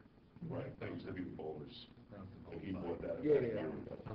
And he owns the Babylon properties, of the No. former Babylon property? No, that would be Neil Aiden, who, Submitted the document. Okay, that's Hannah Ridley. that's it, okay. Right. Okay, so you're looking for consent from 3 different parties, correct? Right, the planner did testify as to the fact that lot 15 really, we don't believe is necessary, but we're looking for, yes, we're actively looking for consent from the remaining 2. Okay. Quite frankly, one of the remaining 2, hopefully will give us 3 spots going forward. Counselor, if I could just ask a question for purposes of clarification. Your office provided my office with various consents of property owners. One of them is Block 14, Block 617. And that property owner is Hannah Realty LLC. Is the intention for MCG to enter into an agreement with Hannah Realty? And if so, what are the number of spaces that are being shared? Is it 8? I believe it's 12. It's 12. All right. So with regard to any agreement between MCG and Hannah Realty, 12 spaces, That's A1. that's A1. All right. Mr. Chukowski, actually, I did speak with him at length about this, and he thought a license might be appropriate, but we are seeking the easement. Okay. Now, I also have consent of property owner Mondello Ventures, Lot 16, Block 617. This references 3 parking spaces. Is that correct? That's the That's the 3. All right, so between Lot 14 and Lot 16, that would involve a total of 15 parking spaces? No, that's lot 15, and that's a 50-foot. Well, I have a consent here that doesn't say 15, it says 16. That's what I'm trying to clarify. 12 and 3, it's 15 total. 15 spots, yes. 15 total between Lot 14 and Lot 16, correct? Correct, I thought you were referring to lot 15, which is what we were trying to say really is an inapplicable overswing. Okay. I just want the record to be clear, especially if this board is inclined to approve this. I'm doing a resolution. I wanted to make sure I get it right. I can't emphasize that enough, thank you.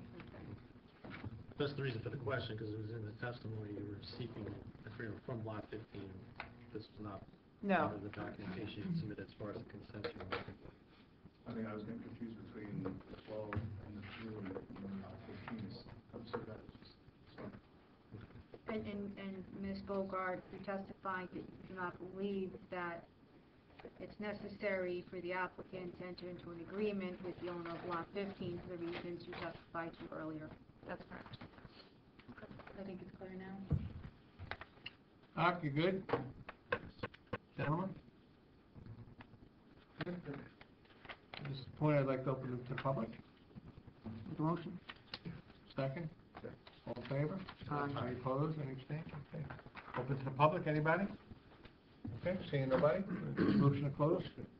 Second? Second. All in favor? Aye. Any opposed, any abstained? Good. Okay, thank you, Ms. Bogart. Closing? Chair, very briefly, we're talking 3,019 gross square feet of space, commercial use, on an area that has mixed commercial use.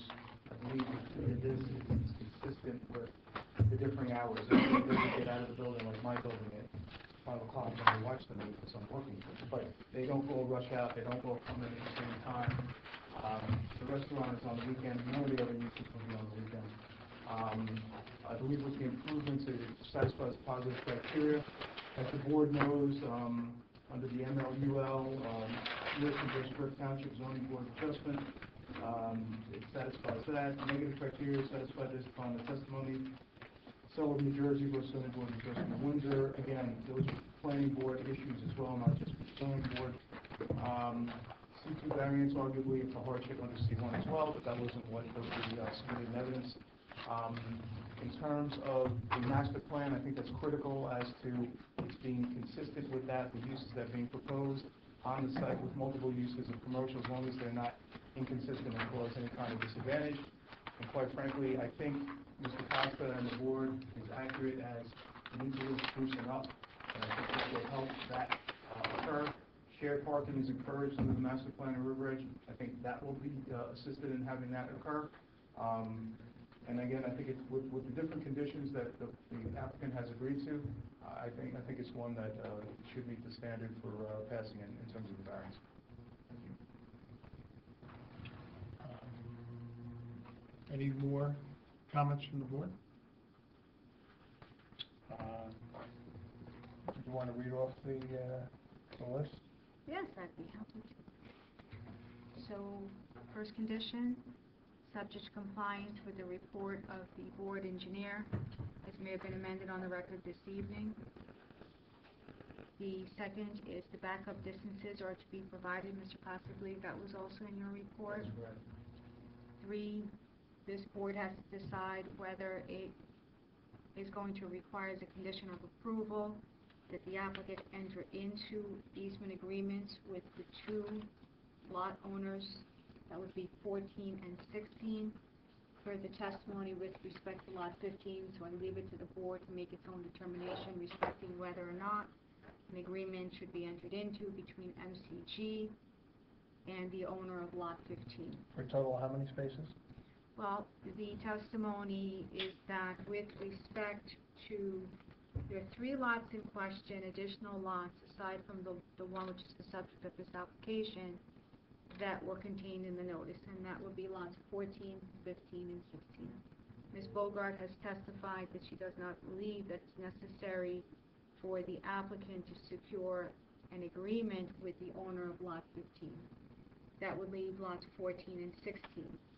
And the testimony is that between those 2 lots, 14 and 16, there would be a total of 15 parking spaces. Okay. Sorry. No, not at all. The applicant has agreed that the facade will be consistent around the entire building, so basically that look will wrap around the building. Counselor, is that correct? That's correct. Okay. No additional signs are being proposed to the extent that you have occupants on the upper floor as proposed. There will be signage in the lobby of the building.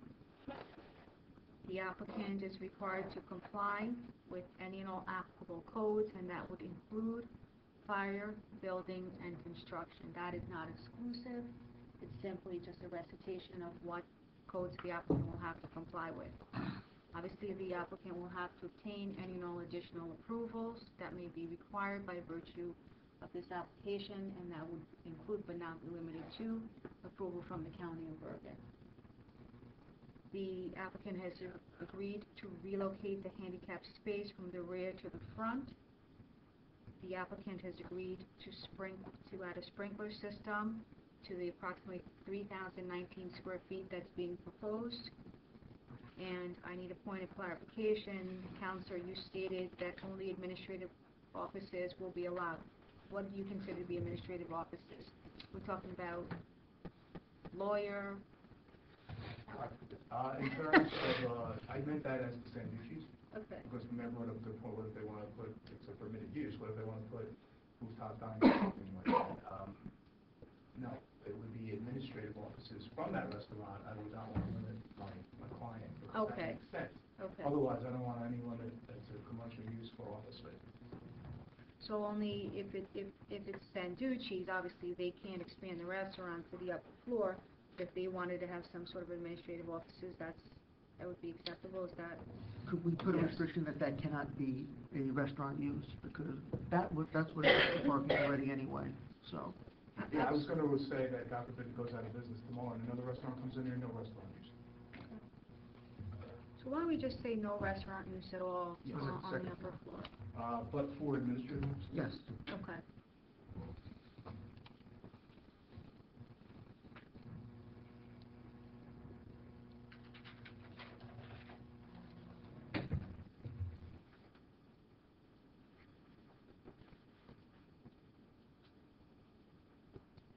Conditional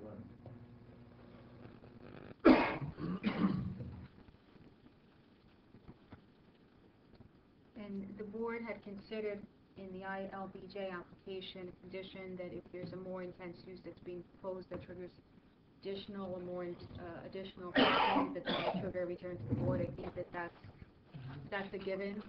But I say let's just be clear and put that in the body of the resolution itself. Yes. Yeah, Mr. Gorski's been here a number of times, and I believe that's consistent. And developers agreement to be entered into between 3,000 square feet. board's pleasure. Well, there's a lot of other site work that's gonna be part of this.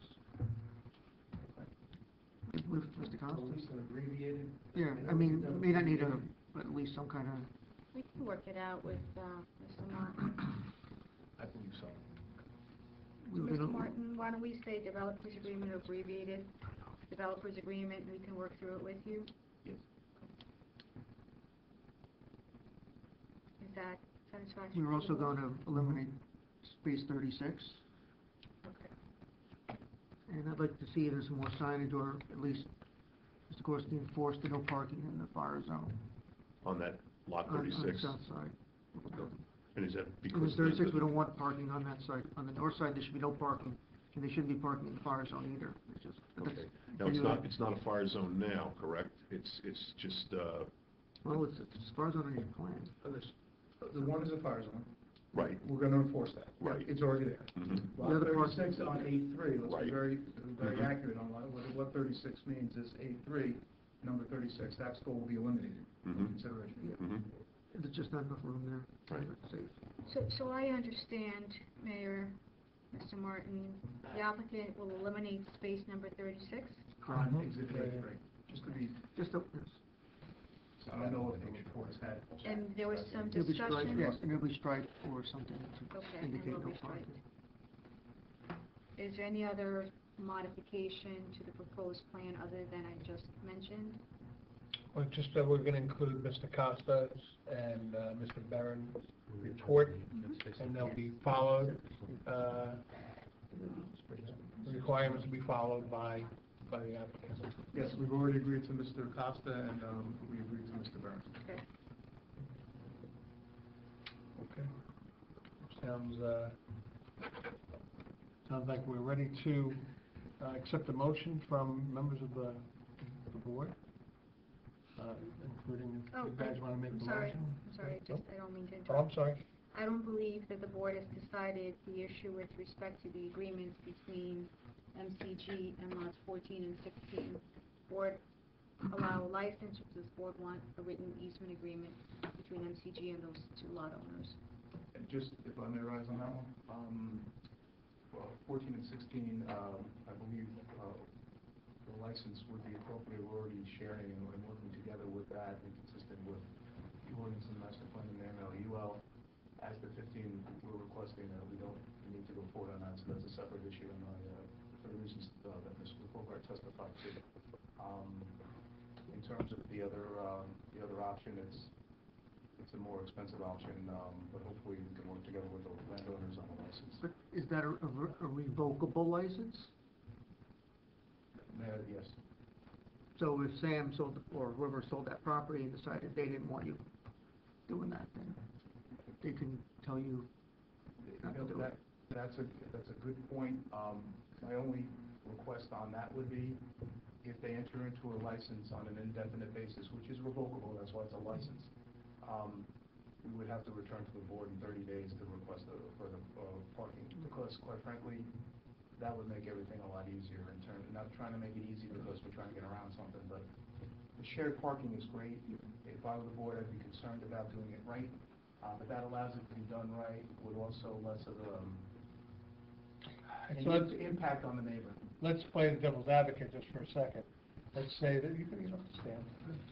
Let's say that the license is revoked because they sell the property, and now Mr. Gorsuch has to come back. What are we going to tell him? To rip down the second floor? No, that's a very good point, Chair. I just went through this in Ridgewood when the Valley Hospital was on the other side of the table from the board. It has to be uninhabitable, therefore it cannot be parked. So the CO will be revoked, and they won't be able to issue a CO. Yeah, I mean, I guess they could put some tomato cans or something up there, but the bottom line is that, you're right, it's uninhabitable. So what if he enters into a 5-year lease with a tenant, and then in year two, you lose the license, and now the lease is in place? That would make his attorney have to write that into the lease, and they have to understand that. Okay. Board, are you okay with that? Yeah. So what is the board agreeing on? So it Revocable sounds like we're license? going to be okay with the license? It's gotta be on file with the CO, so the building department has it in the file, because those things have a way So of we'll add that the falling from license people's must be on memory. file. And if there's a revoke of the license, the owner of the property is to notify the Borough of Woodbridge within 30 days. They have to apply for the variance, they have to reply for it.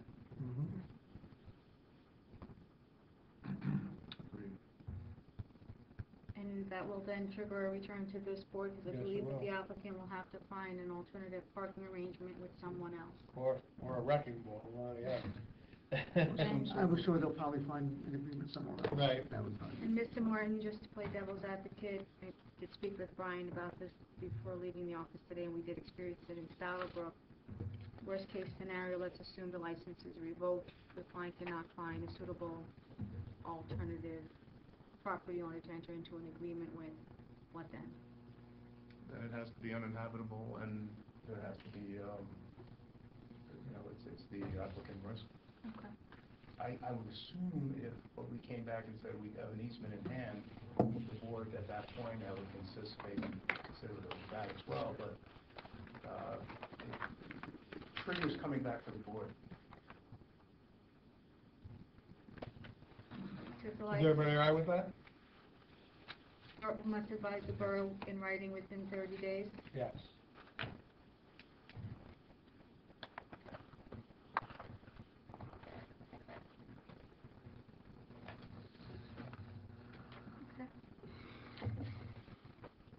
Okay. At this point, we're all voting members.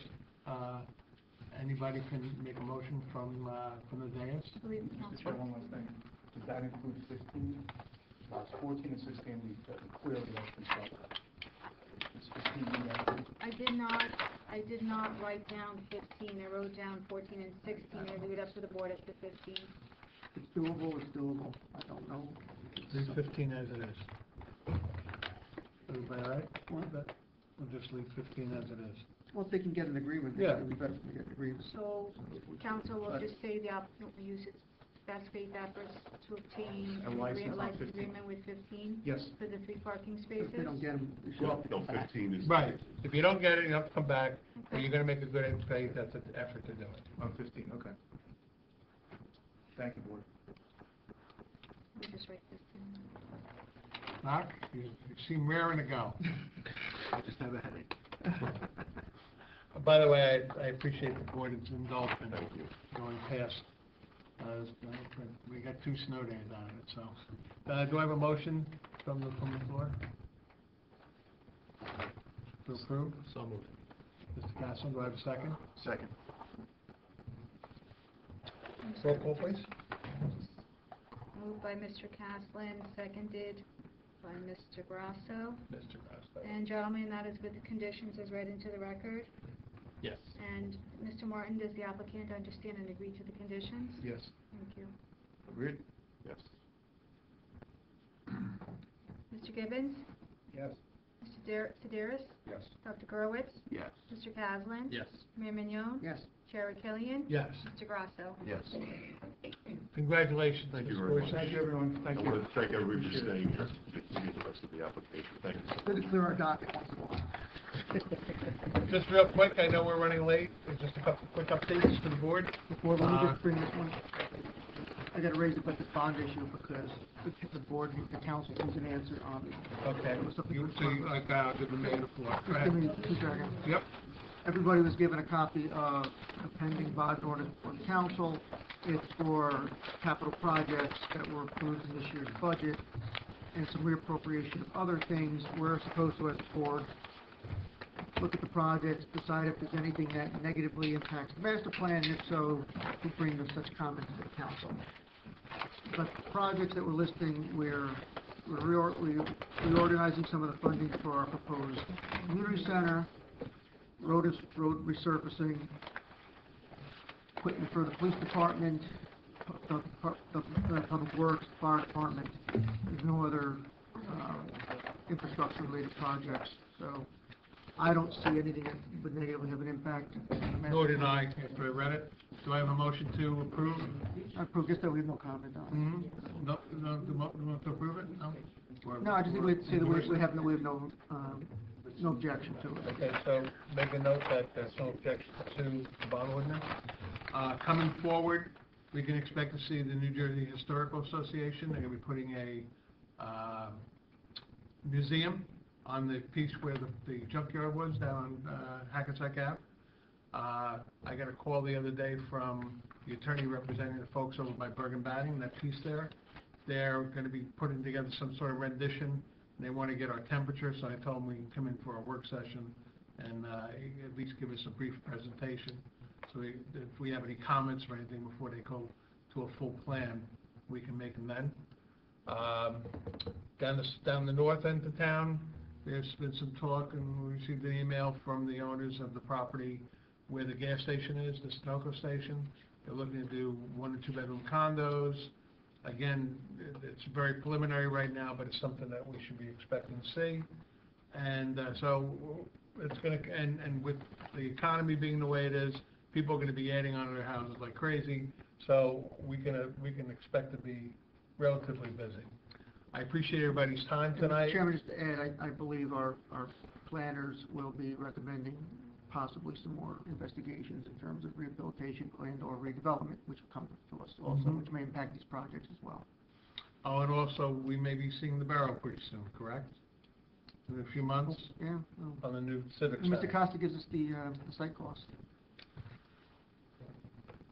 That's an exciting project, something that I wholeheartedly endorse. It's something that I think the borough sorely needs, and the mayor and council have done a great job starting to bank money to put it together, so there's not a big impact on the taxpayers. I think it's going to be a great project. I'm real excited about that. And I'll entertain a motion to adjourn. So moved. Second. All in favor? Aye. Opposed? I don't think so. So it wasn't too bad, right? First one you got the goal. Sorry. It's all downhill from here. That's it.